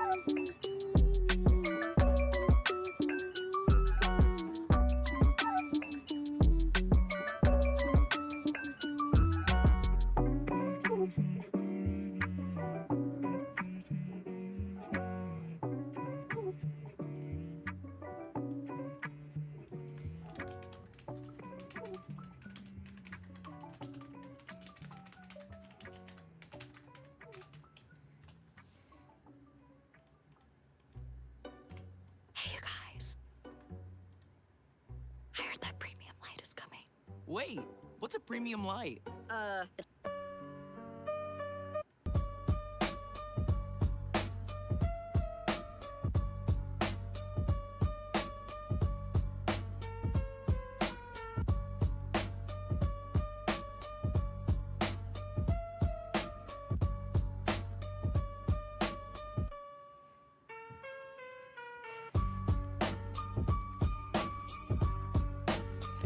Create a seat for the buying unicorns. I was thinking about that.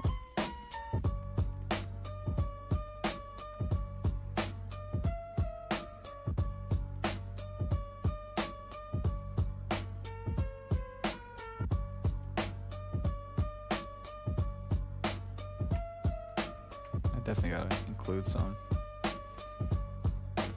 free. Definitely free unicorn. Vibhi, what up, bro?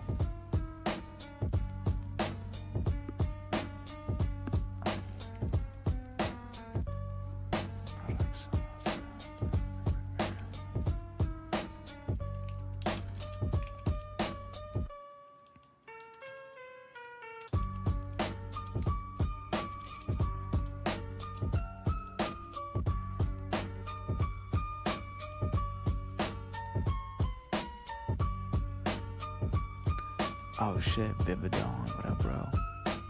It's the after hours. Just the after hours, you know?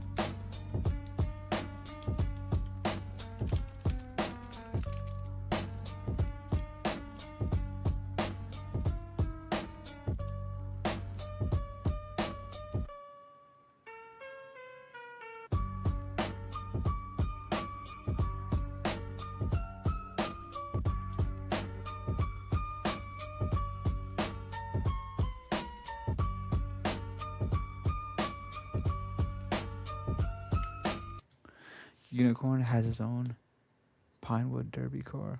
Oh, you know it's a Pinewood Derby. Wait, so you know about Pinewood Derby? Dude, I'm falling asleep, bro. Holy shit. Check out Randy Pinewood Derby.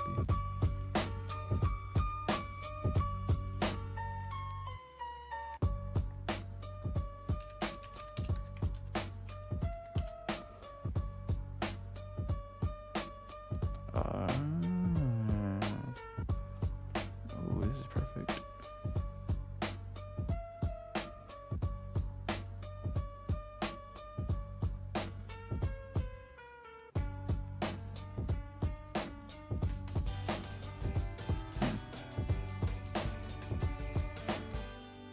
Yeah, that's what it is. We packed banquet mega bowls full of cheddar mac and cheese smothered in mozzarella. But it wasn't mega. That's because you're a chick. Now just leave us alone. Don't worry, son. The Hollises are not beating us this year. I went and got something to put inside our car and make it go extra fast. Dad, we're not allowed to add anything to the car that doesn't come in the approved kit, remember? Stan, how do you think the Hollises beat us every year? I'm sure they put lead in the wood or something. We're just leveling the playing field. There. What is that? It's nothing really. All right, scouts and dads, the racing continues. And it looks like our next team is ready to go in 3, 2, 1, race! 2.1 seconds for Tommy Bretz. Looks like we have a new leader, folks. All right. All right, Stan, we're gonna need to check in and have our car inspected to qualify. Now, son, Daddy needs to teach you something very important about tells. Tells? When you tell them you only use the approved kit, don't look up and away, don't rub your neck, and don't touch your ear. Otherwise, they'll know you're lying to them, all right? Whenever you need to lie, just don't look up and away, rub your neck, or touch your ear. Dad, maybe we should just take out the thing you put in the car. Son, you have to learn how to lie correctly someday. Might as well be today, all right? I love you, son. Do you hereby swear that you use parts in the official Pinewood Derby kit and only parts in the official Pinewood Derby kit? Yes, I do. Yes, I do. Yes, I do. All right, young man, good luck today.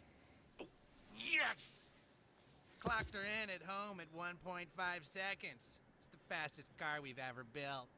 1.5? Huh. Only fitting our boys should be going head-to-head for their match, hey, Marsh?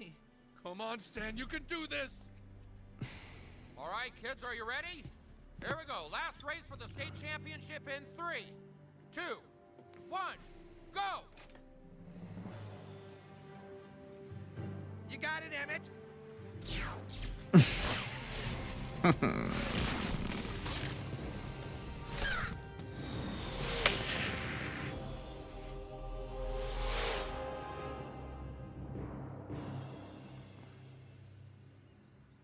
Oh yeah! Oh yeah! Suck on that, Hollis! This is 9 News at 10. A Colorado boy and his father have 9 set a new News at record 10. at the Pinewood Derby.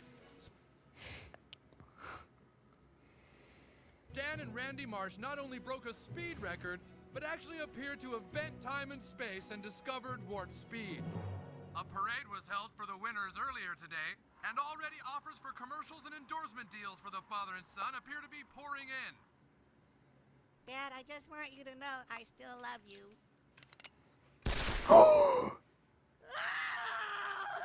Dad, I just want you to know I still love you.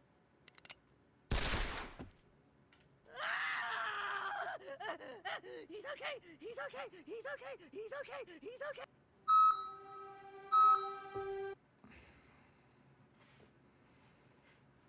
Jeez. Fucking Pinewood Derby.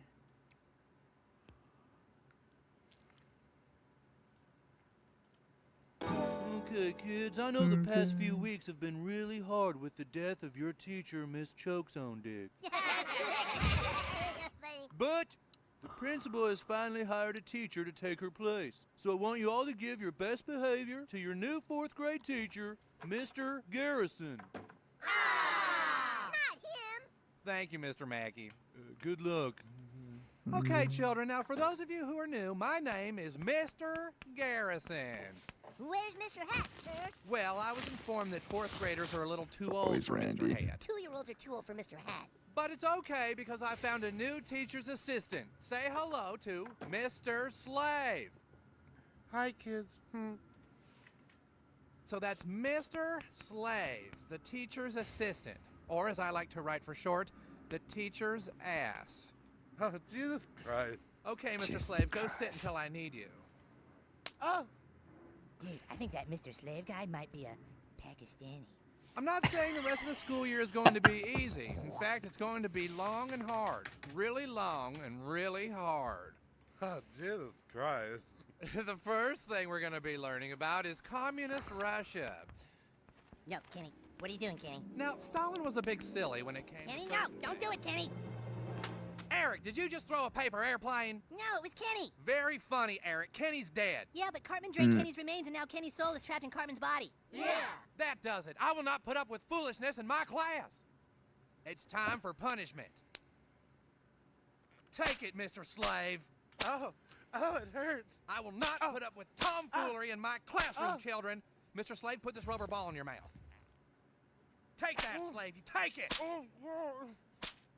This should get me fired for sure. This should get me fired for sure. Did you get to any dirty parts yet? No, it's still just some whiny, annoying teenager talking about how lame he is. I don't get it, dude. What's He so drank controversial about Kenny this? like hot cocoa. All he's done. I think I remember that. I don't know if I do. I don't know if I remember that part, but I feel like I remember that. Has said shit and fuck a few times. I know. I'm almost at the end and there's nothing. Motherfucker! The whole thing. I read the whole fucking thing. I kept thinking, all right, I guess the cool offensive stuff must be coming. And then after like 100 pages, I was like, all right, I guess all the dirty stuff is at the end. And then I got to the last page, and I was all, the fuck is this? I just read a book for nothing. Why the hell was this book banned? They fucking tricked us, that's what they did. Tricked us into reading a book by enticing us with promises of vulgarity.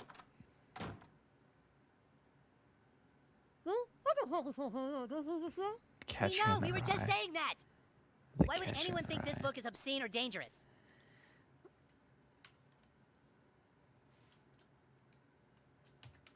You know what, Brian? What was that shit called? Because you read Catcher in the Rye and act like you're some profound. What does he say? Brian versus Quagmire. Act like you're some profound leader. Because you watch Catcher in the Rye.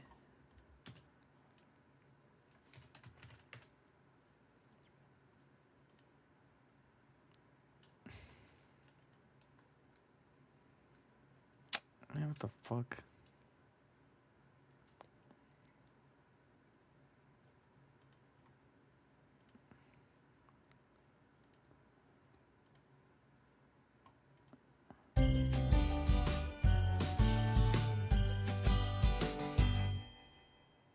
All I've done They end up making a stairway to heaven, yeah.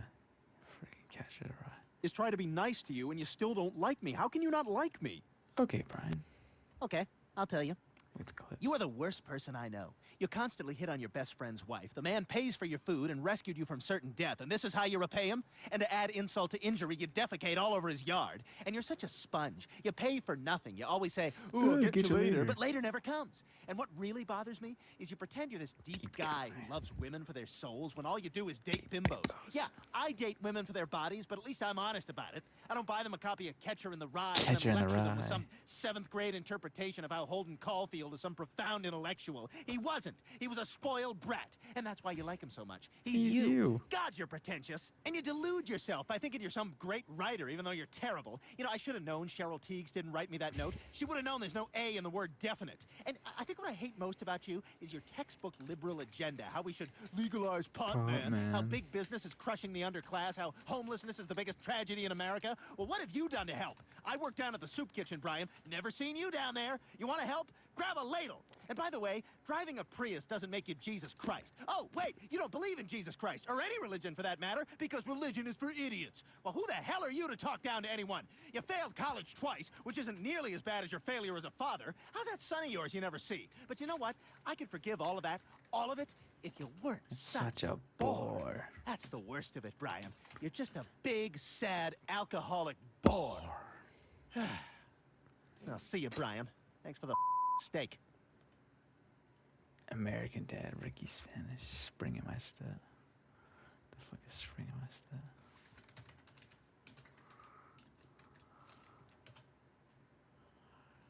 Oh, what the hell is this? Build a website you love with Wix. For your words, create your...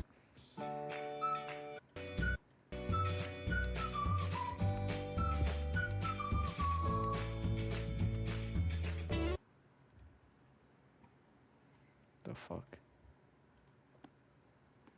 Kill John Lennon. Kill John. Kill John Lennon. Kill John Lennon. Kill John Lennon. Hey, Dad, where does John Lennon live? John Lennon's dead, Butters. Ah, dang it. To better understand the sex addiction outbreak, we've been running tests on chimpanzees. You can see that this entire community of specimens are getting along normally, some pairing off, others on their own. But now see this chimp here, an average normal adult male, blending in seamlessly with the others.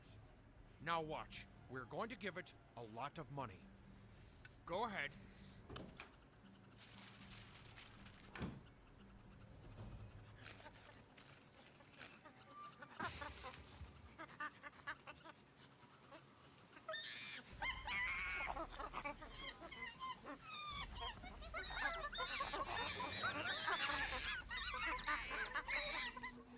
My God.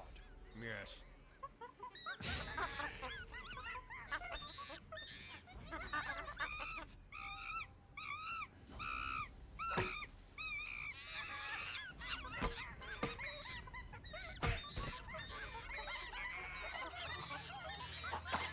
The subject is now isolated and shunned. Incredible. And what's it doing now? Making a public apology on its talk show.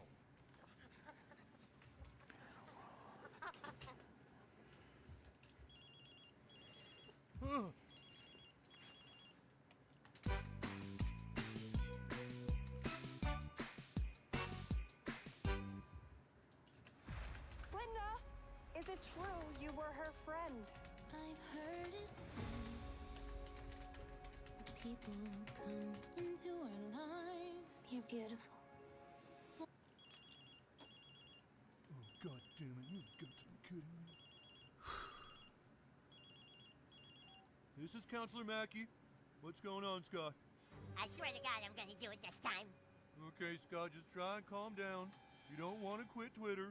Why does it matter? People would be happier if I just did it. That's not true. No one would be happier. This kid, oh my God. Everybody thinks you're a great kid, Scott. I talked to my dad. He said I don't have the guts to do it. Well, if I quit Twitter, he'd be sorry. Okay, how about this? Just, promise me you won't quit Twitter tonight, and we can talk all day tomorrow, okay? Okay?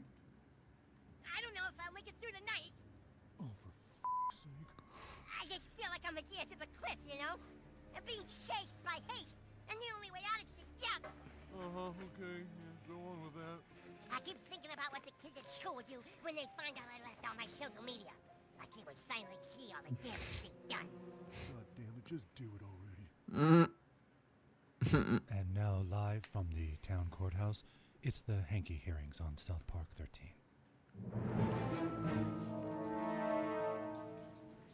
Mr. Hanky.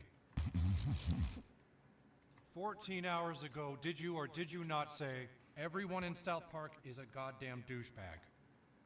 Yes, that was a bad attempt at a Christmas joke. But there's nothing in that statement about Christmas. That's what I said, it was a bad attempt. What part of the statement was actually... You want to hear a good Christmas joke? In 2005, you said that you had no recollection of the... Malcontent, I have Sorry, I got the diabetes. sniffles. Mr. Hanky, do you understand how important these statements are to the citizens of this town? All I understand is it's only 8 weeks until Christmas. If we don't stop wasting our time, we're all gonna miss out on the most magical part of the whole year. What did you mean last night when you tweeted, the mayor of South Park is a titless whore? Titless. Oh, come on, it was a joke! That's it, I've had enough of this whole fucking sham!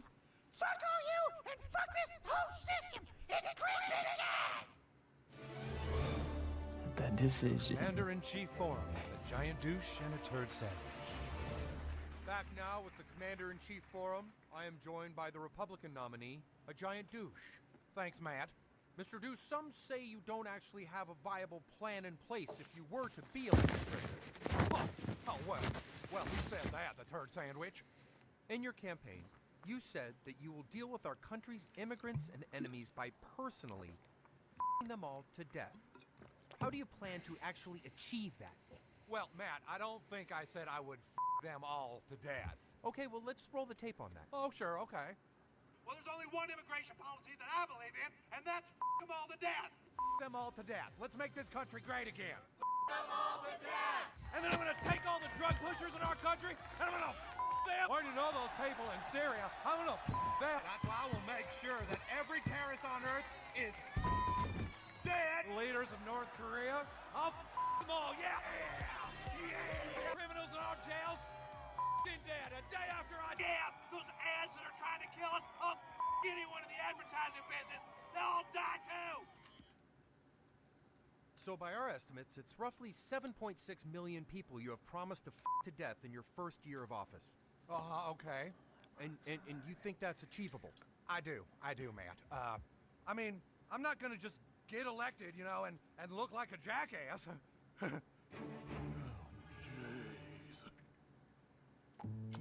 The bespoke AI Family Hub Plus refrigerator with AI vision inside.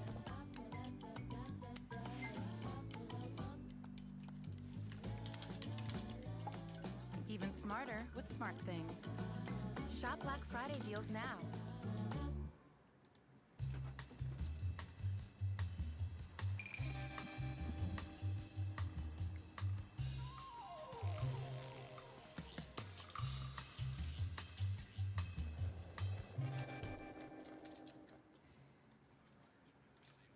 Boring, dumb, stupid, good but dated in its view of gender norms.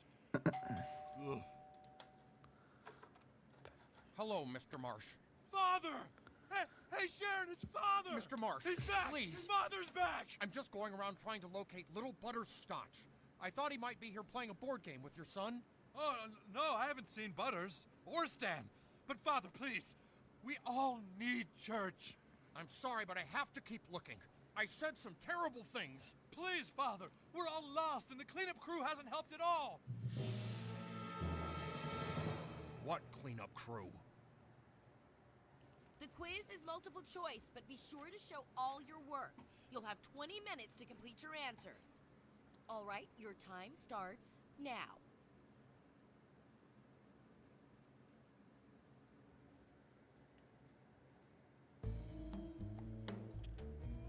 Everybody has dirty laundry. All it takes to find it is getting a little dirty yourself.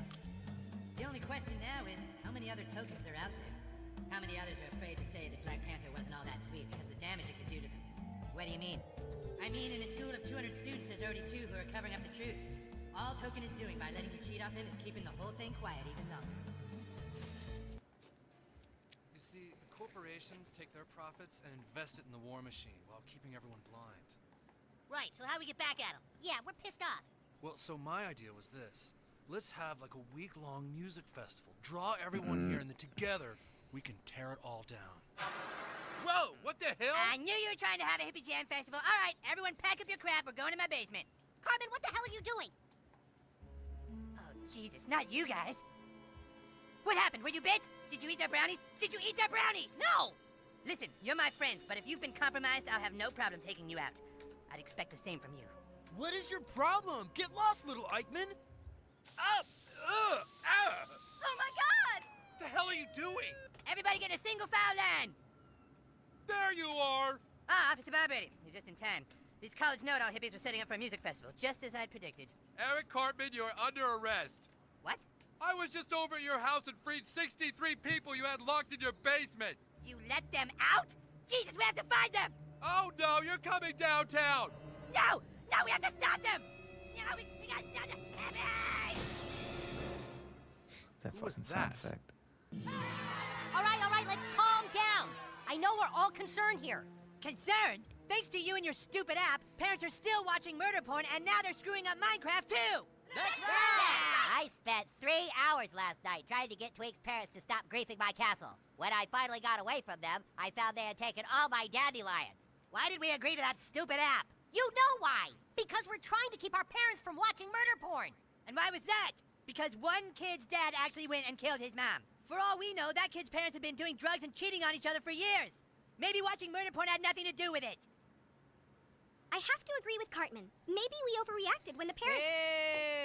Boo! Boo, Wendy. Boo. It's true, dude. Maybe we just need to trust that our parents won't act out what they see. All right, that's enough. Come on out and there won't be any trouble. Give it up, Stotch. You've nowhere to run. Huh? I'll never give up! I don't even remember doing this! Just leave me alone! Well, nice one, Stotch! Your castle fucking sucks! Go to hell, you griefer! All right, we gotta do something. Look, I am telling you that you are making a huge mistake. Eric Cartman is the NSA's worst nightmare. Not according to the central computer. The central computer is wrong. You need to change his status. Sorry, but if central computer says he's not a threat, then we can't do anything. Can't do anything. You're the NSA. There's 300 million people out there. How do you think we're able to keep track of every single person in the country? How do you think we're able to really know who's doing what? I don't know. All right, I'll show you. But this is very top security stuff. Because if people knew how we did it, then everyone would do it. Then our enemies would do it. We can't let our enemies get their hands on this. Get their hands on what? Dude. This is how we know who's a threat and who's not. How we know who's sleeping and who's awake. How we know that... You think I'm fat and unimportant now? I am Eric Cartman! And I've got news for you. This is all being broadcast live on my Twitter Zeppelin and on Alec Baldwin's new television show, Via Shitter. Hi, everybody, and welcome to my new show on MSNBC, Free Pass with Alec Baldwin. Your secret is out, NSA. And now that everyone knows what you're doing to Santa, you can kiss your program goodbye. You should have taken me down when you had the chance. Now everyone knows the truth. And everyone's gonna think I'm super cool.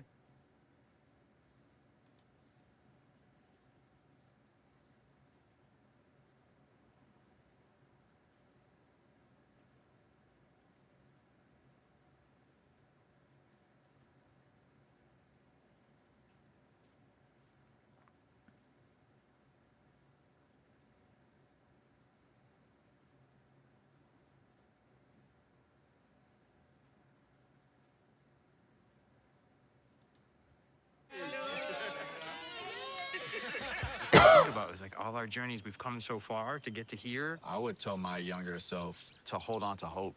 You're gonna be okay, Mama. Today I am the rock. Cheers to that. Cheers to that.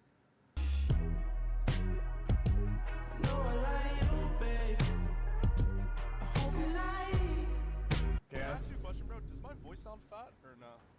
No. Are you like live?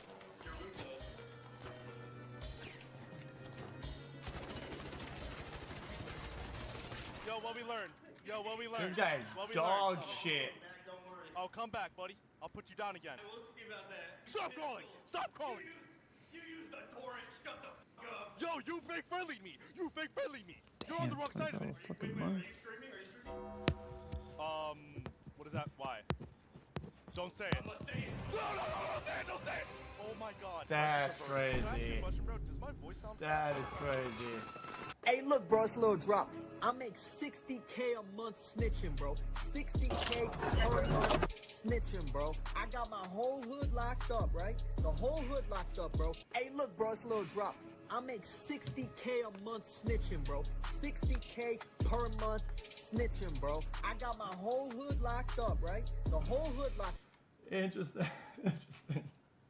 Ponies each have their own preferences. Hugging a pony takes some special methods. Take Rarity, for instance. Clapping won't catch her eye. You have to make a gentleman's gesture. Only then will she start to approach slowly. Only at the moment she reaches out can you pull her into your arms.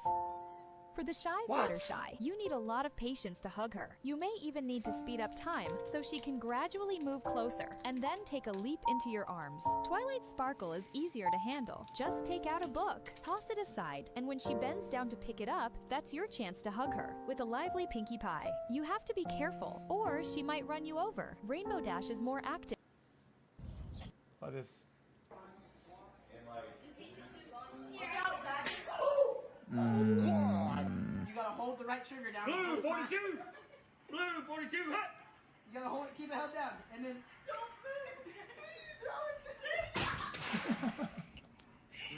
I love this one. Oh, he did.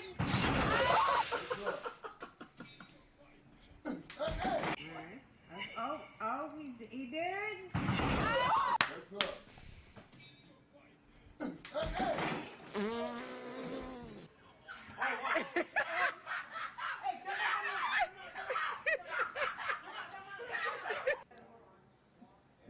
Holy shit.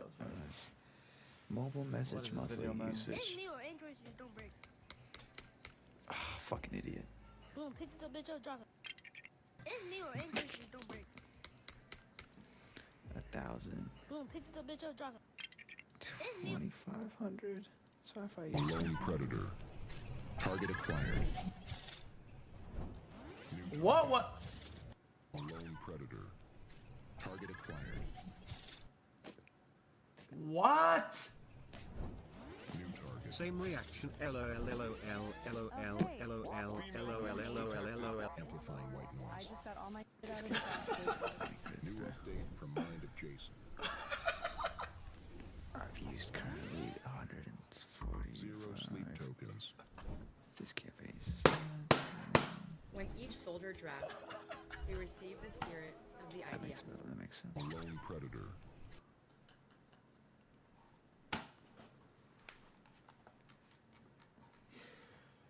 Zero sleep tokens. Jesus, that's crazy. Literally, the video you're seeing down there is 100% real, and it's a company in America that's So is this called real, Industrial or is it fake? Detection, and they can X-ray a Pokemon box, not only see inside of the Pokemon box and see that there's 4 packs in there, but they can see inside of the 4 packs and even tell you that one of the cards inside of the 4 packs is a Mega Blastoise EX Full Art. Do you reckon this is the end of Pokemon card collecting? Literally, the video you're seeing down. Yeah, we've seen this before. We've seen all the research behind it, but I was wondering if it was a better video about this. You know what I'm saying? 2, 3, 4.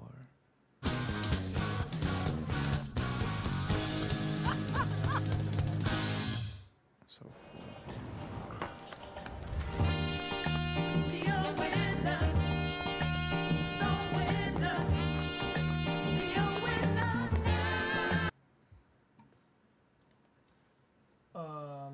Let's do my shorts on it. This guy found the cheat code for opening Pokemon cards. Look inside a pack of Pokemon cards without Why wouldn't it work on the sports cards? actually opening the pack. You never know what you're going to get from a Pokemon booster pack. But what if you could magically see what's inside them without ever... Of course it does, yeah.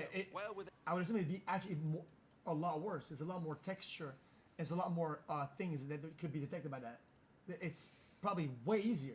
A refurbished micro X-ray CT scanner bought off eBay. That's exactly what YouTuber Aaron Wayne wants to do. There was a lot of trial and error, but eventually Aaron successfully scanned 2 $250 vintage booster packs and found a foil Pinsir in one and a foil Gengar in another. First edition Jungle, we've got a Pinsir. First edition Fossil, we've got a Gengar. As Aaron says in his video, he's not entirely sure what this would do to the card collecting market. After all, knowing what's inside a pack defeats the purpose of buying it, which could potentially damage the card economy. He's saying no way shops did this to other packs. Brother, you have a guy that has like a fucking dentist shop. You go overnight, get all your shit, you pay the guy 10K, you scan your crates full of shit, you pull all the good ones, you paid for your renting times 20. This is easy business. But unless you want to spend months buying and fixing up one of these machines, this might simply be too big brain for the average collector. This guy found the cheat code for opening Pokemon cards. Look in...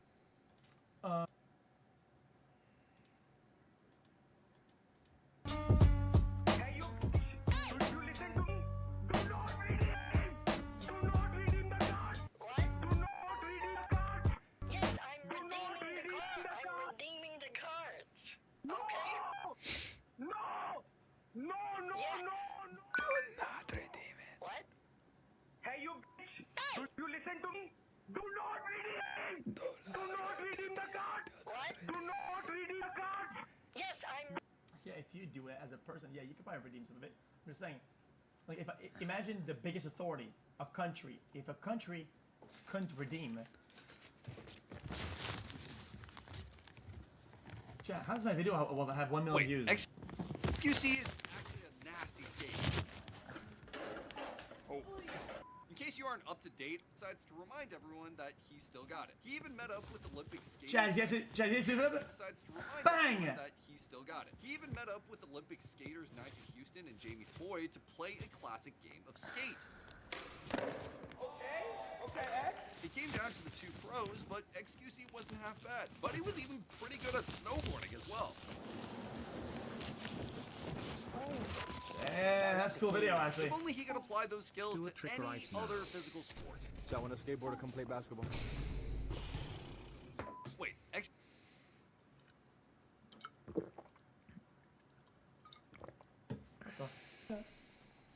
Fake footage right at the end, by the way.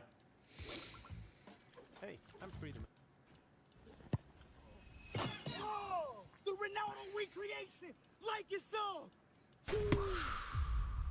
Practice?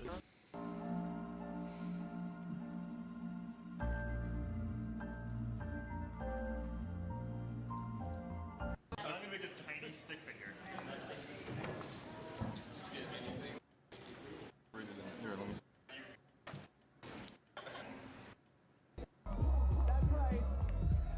Big day, everybody. That's the spirit. We're having lots of fun. What's going on? Oh, the Homes.com network just hit 100 million visitors. So we're throwing a party now that we're the go-to site for home shoppers. You don't think this is a little over the top? Over the top. It's 100 million, Marcy. That's... When he guessed the price of this treadmill on The Price is Right, the entire crowd suddenly started laughing at him. $1,500 for Brian, what for Jose? $9.99. Because as a guy before him already bid $1,000, and you can't go over the actual price, the only way he could still win is if his bid of $999 is exactly right. And Bob made sure to let him know just how stupid his bid was. Now, Jose, the only way you could win is to be exactly right. Okay, and if you were to sell this treadmill in the price tag that the production tells you, $1,000 would be a good price for this. You would put it at $9.99 on the price because consumer fucking psychology. $9.99, you know, it's $1 is a crazy difference between 3 digits or 4 digits. So the 99 would always win here. What the fuck kind of stupid comment is that? Right, because Kyle bid $1,000. What a stupid ass comment this and host you made. bid $9.99.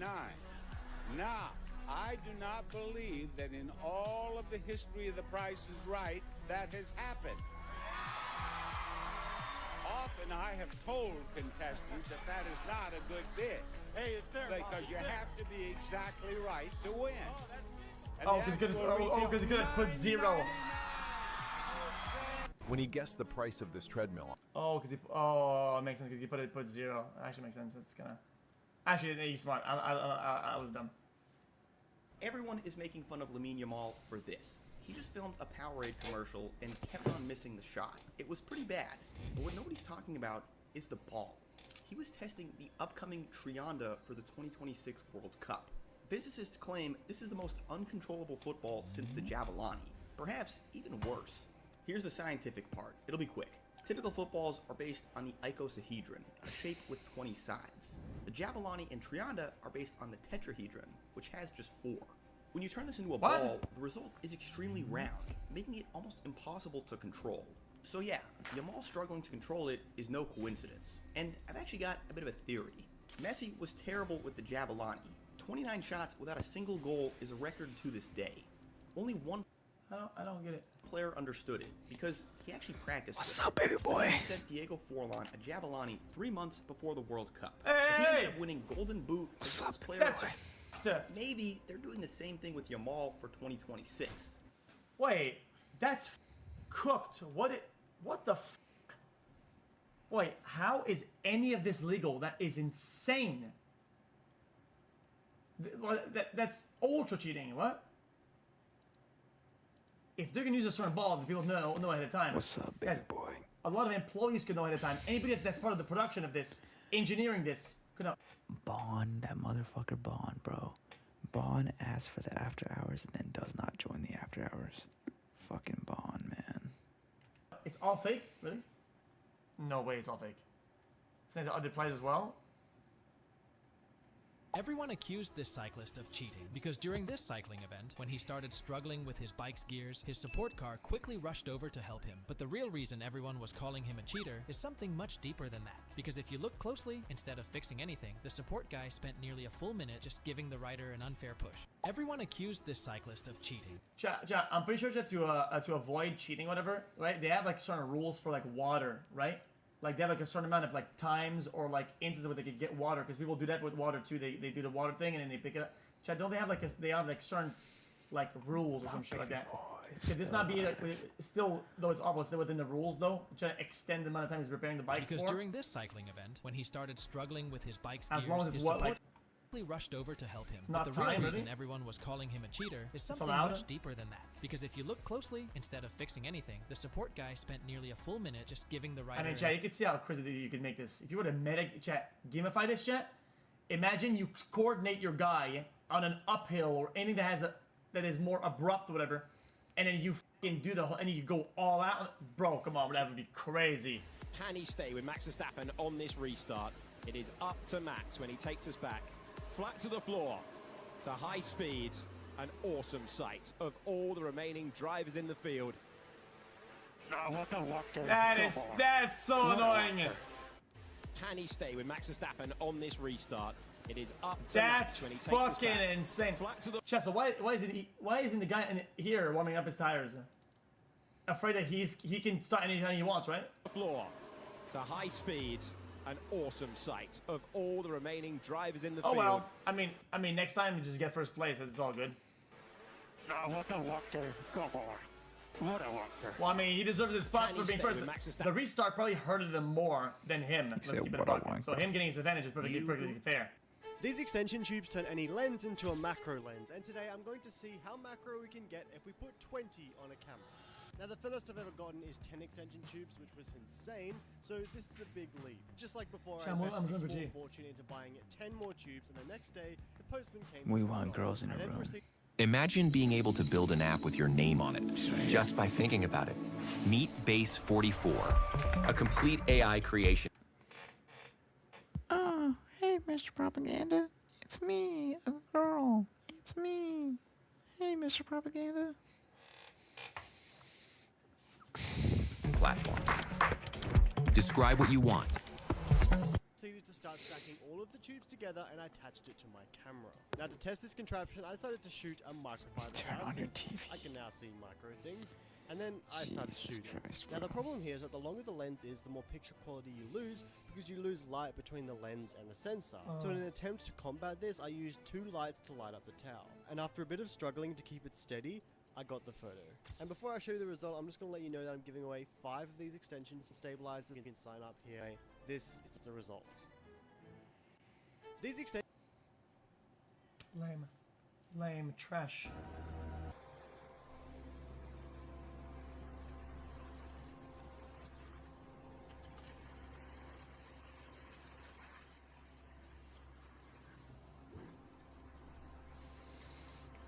Turn the TV Is on. they gonna make a small cube? Turn this TV on. Turn this TV on.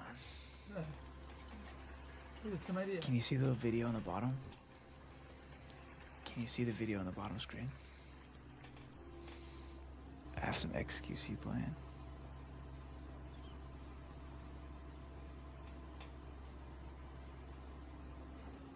Watch this.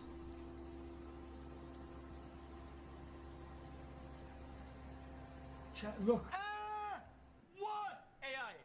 Chat, this is crazy. Chat, you see that? It's Wally. Who's driving the Escalade? Give me your license. Go get your license. Why'd you run from me? Huh? I scared you. Go ahead and get your license. Who's driving the Escalade?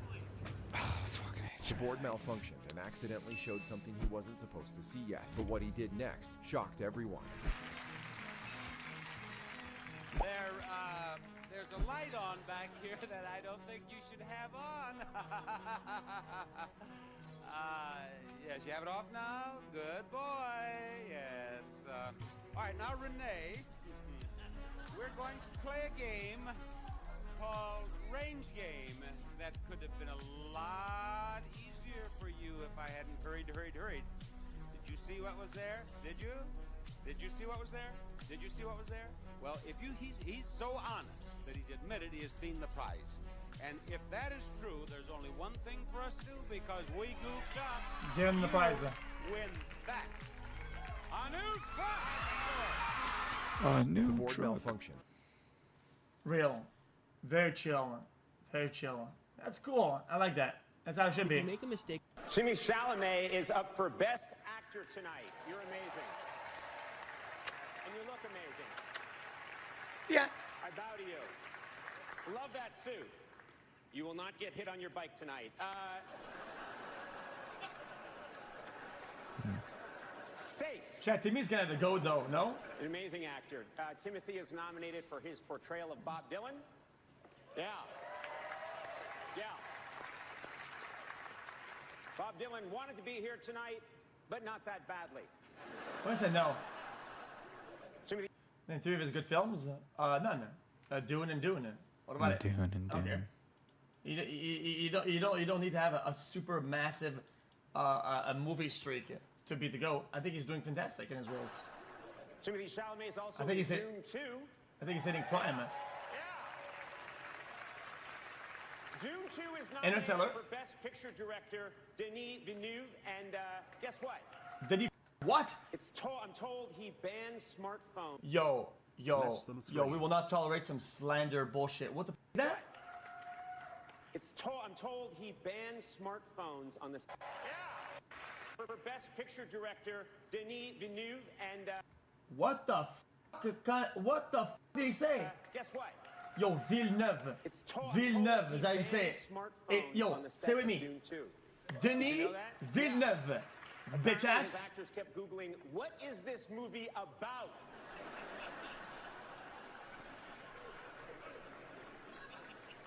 Well, That is crazy. It's gonna be fun. That was a no. Jimmy Sha- This is my first time presenting an award. Yeah, I know. Isn't it exciting? And the nominees are... Wait. Let's not rush it. We should have some banter where you act cocky and then I shut you down and you say I look pretty and I say, no chance, funny boy, and everybody laughs at you, but you seem okay with it. Yeah, you know, I've done this a few times before. I think it's just best we, you know, get to the nominees. Or we could say that we had a big song planned about all the nominees, but I lost my voice, and then I didn't lose my voice, and then I come out and I sing this big song about Real Steel and Hugo. They're the real deal, and you know. Oh my God, that's good. Let's do that. Come on. No. Let's come back out. Let's just no. come back out. Listen. Nobody's. I know you're excited, but really, people just want us to say hi and then Chad, the winner. these skits miss the mark like 9% of the time. I feel like maybe I'm too cynical. Look, let's dance. Let's dance. Let's dance. That's it. Yeah, holy, This is my first- whole instant classic in pop culture. I cannot believe it. Refresh your space with a mid-century makeover at Ashley. From rich, solid woods to velvet-like textures, you can find timeless styles with a modern twist for every room. It's time to get retro with Ashley. Shop in-store and online. Are you making a movie? Kinda. Making a cutout. Michelob Ultra Zero. Cero alcohol. Sabor ultra suave. Solo 29 calorías. What does that mean in Korea? Vote for YouTube Premium.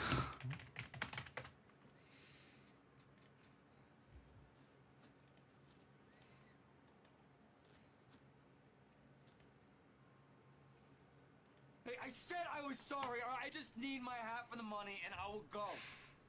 Your half? There is no your half of the money. There is only my all of it. Do you understand? Why should I be penalized because of your sloppiness?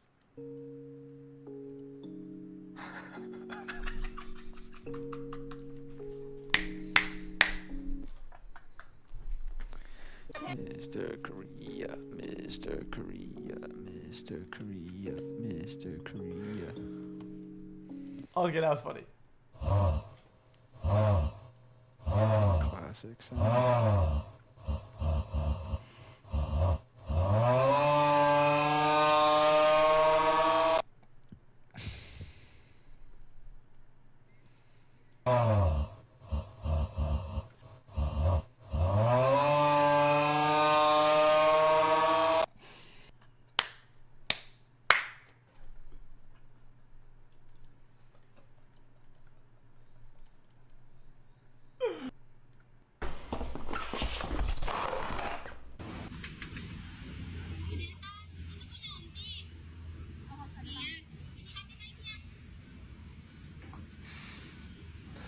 Now watch the step. Go slow over the step. There you go. Good job. Oh, we spilled a little, but that's okay.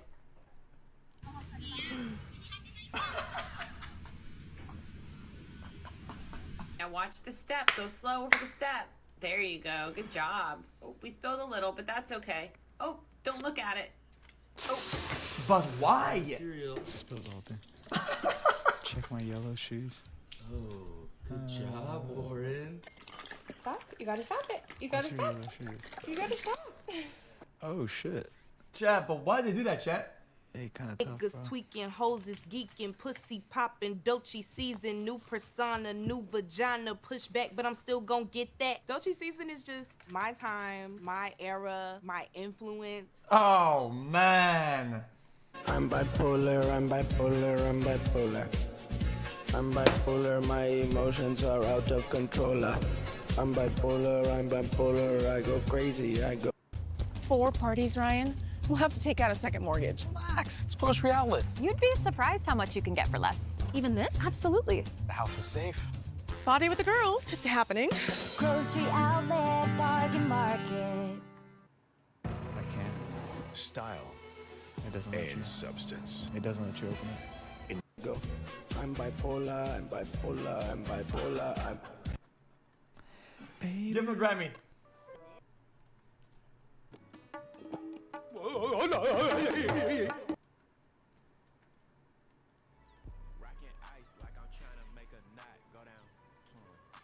So that soundbite is so fucking stupid.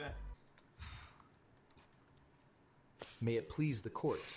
I come here today a humble proceeding All right. before a panel of 5 distinguished Is justices. Is this? Hold on. Is that counsel for the case? I generated that. I generated that. I'm sorry? I generated generated that. Holy shit. That is not a real person.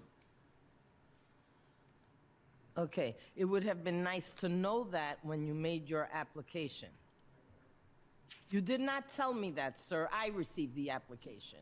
And you have appeared before this court and been able to testify verbally in the past. You have gone to my clerk's office and held verbal conversations with our staff for over 30 minutes. So what? Okay? I don't appreciate being misled.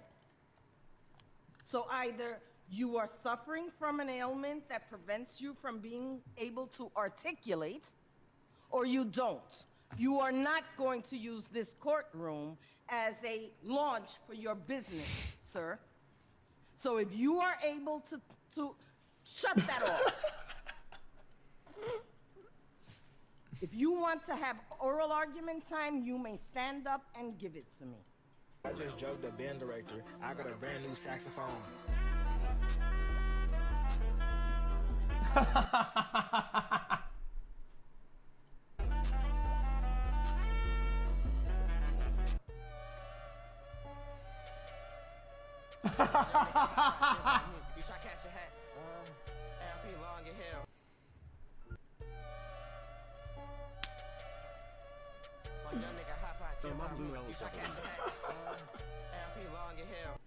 I can't open it. I dropped a damn piece of sausage on the ground, then waited for some fucking ant to find it.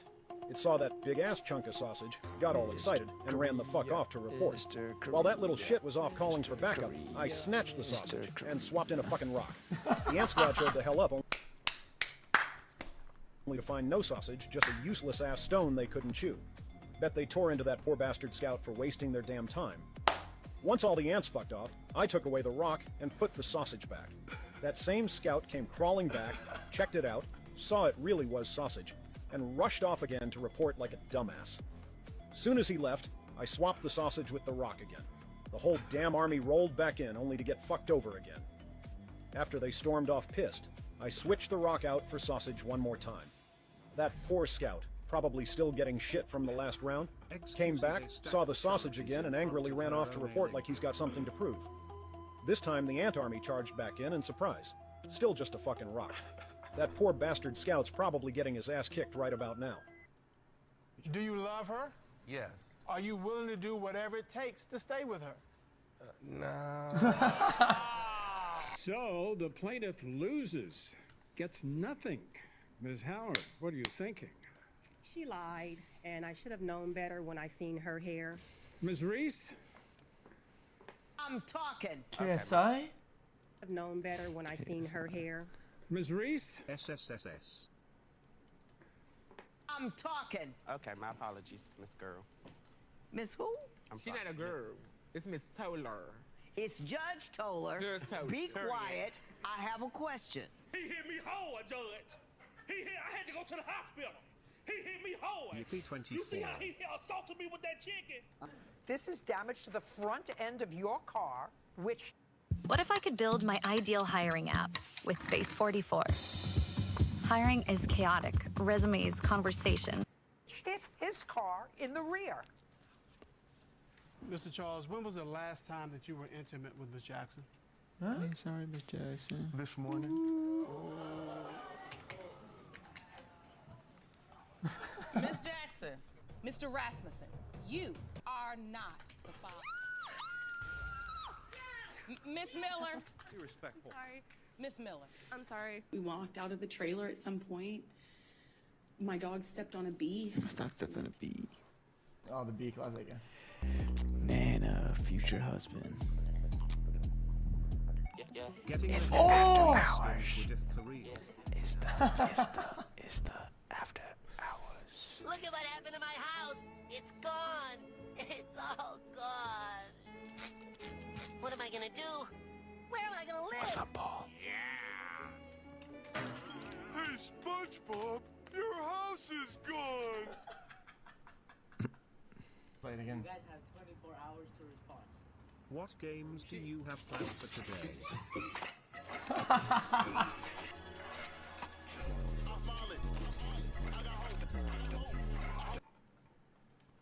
You guys have 24 hours to respond. Oh shit. A, B, C, D, E, F, G. I'm gonna end the stream. I gotta go sleep. I'm fucking tired. I'm dead fucking tired. See y'all later, baby boys. See y'all later. W's in the chat. We'll be seeing ya. Peace.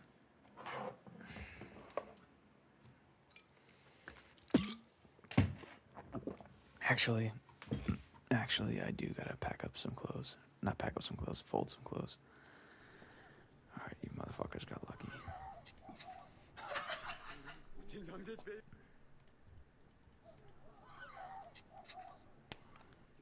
Hell, I don't know no Jackson. I know Ben Frankie. What the hell? Gotta take my pills. I get too cranky. What the hell? In the S5, in the S80. What the hell? How you going drills and opposite? Baby, don't come. Really, bitch? Bronze 5? Is that the lowest rank? There is no shot, bro. That's some bullshit. Oh!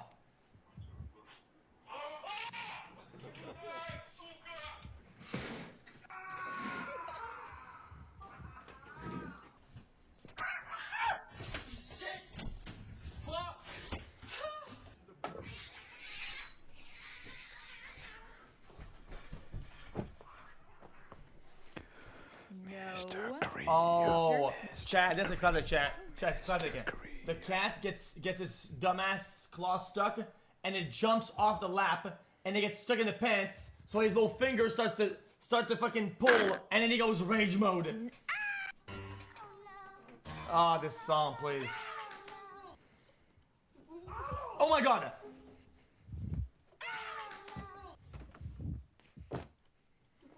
Ah!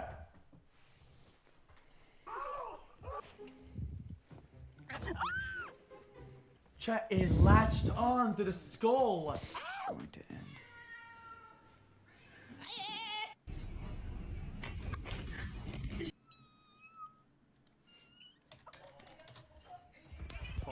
We can wash our clothes. I gotta wash our clothes.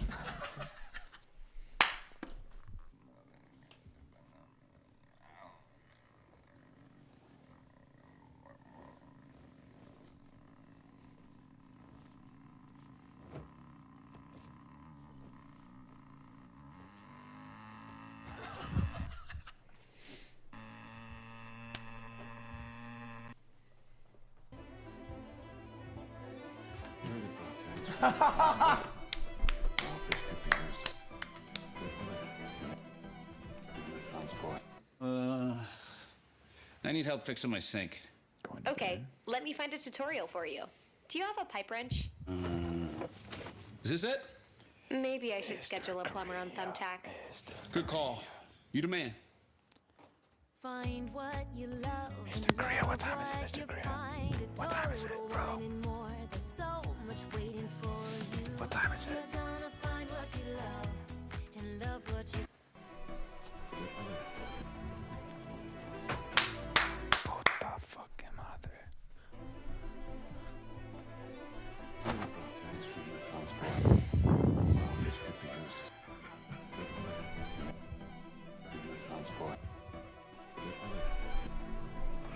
Chat.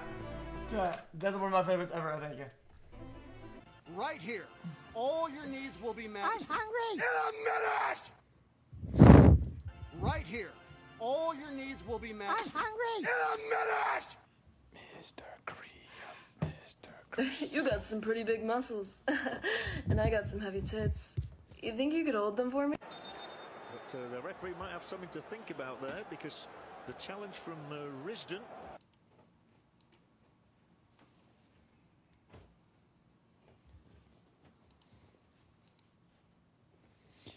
I don't get it. Red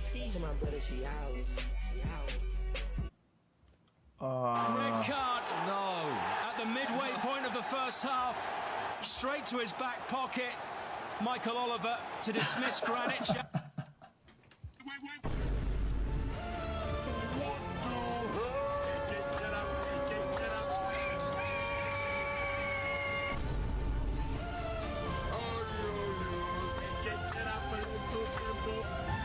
$49 love you from Turkey. IBET you won't welcome me to the jungle. Love you. Okay, chat. Yeah, so these are funny chat, but Ronald dinner is pretty good. Man, this must be like the final boss right here. Get this nigga the fuck out of here. Me and 3 BBCs. Yep. Oh. Yep. Please. Oh my God! Stop. Oh my. 45 months pog. Final boss right here. Get this nigga the fuck out of here. Me and 3 BBCs. Yep. Give him the fuck out. Yep. Please.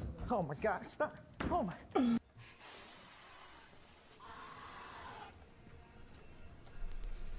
You're my fucking self. Tough Coty 1 years will produce Lord XQCL. Shut the fuck up. That might get fast. You had Xbox 3.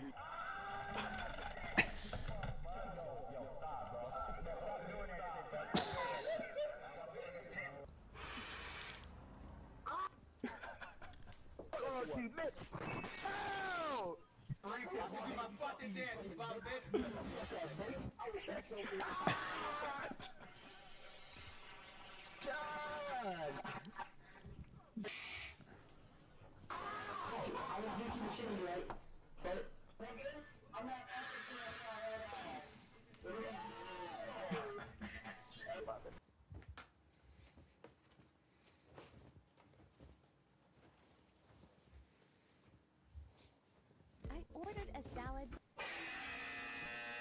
but they accidentally sent me cake. I was starving, Yo. so I just had to eat. How's that mean? Literally the best cake I've ever had. Chat. Explain How that's me. cancel subscriptions? Chat him stuck. Bova shaky flip explode. No. Chat, is that better?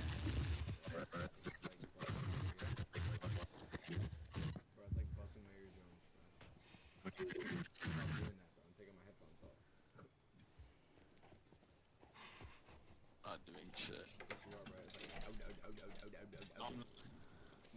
Mike.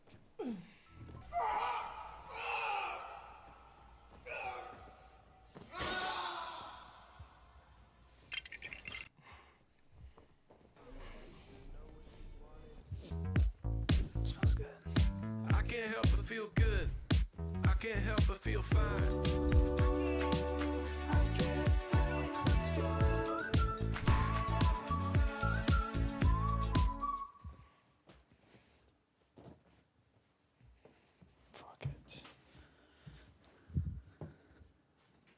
Team Old Spice is coming into the pits! Coconuts and palm trees. Cleansing and refreshing, and is gentle on the skin. 24/7 freshness, he's back in the race! Alright.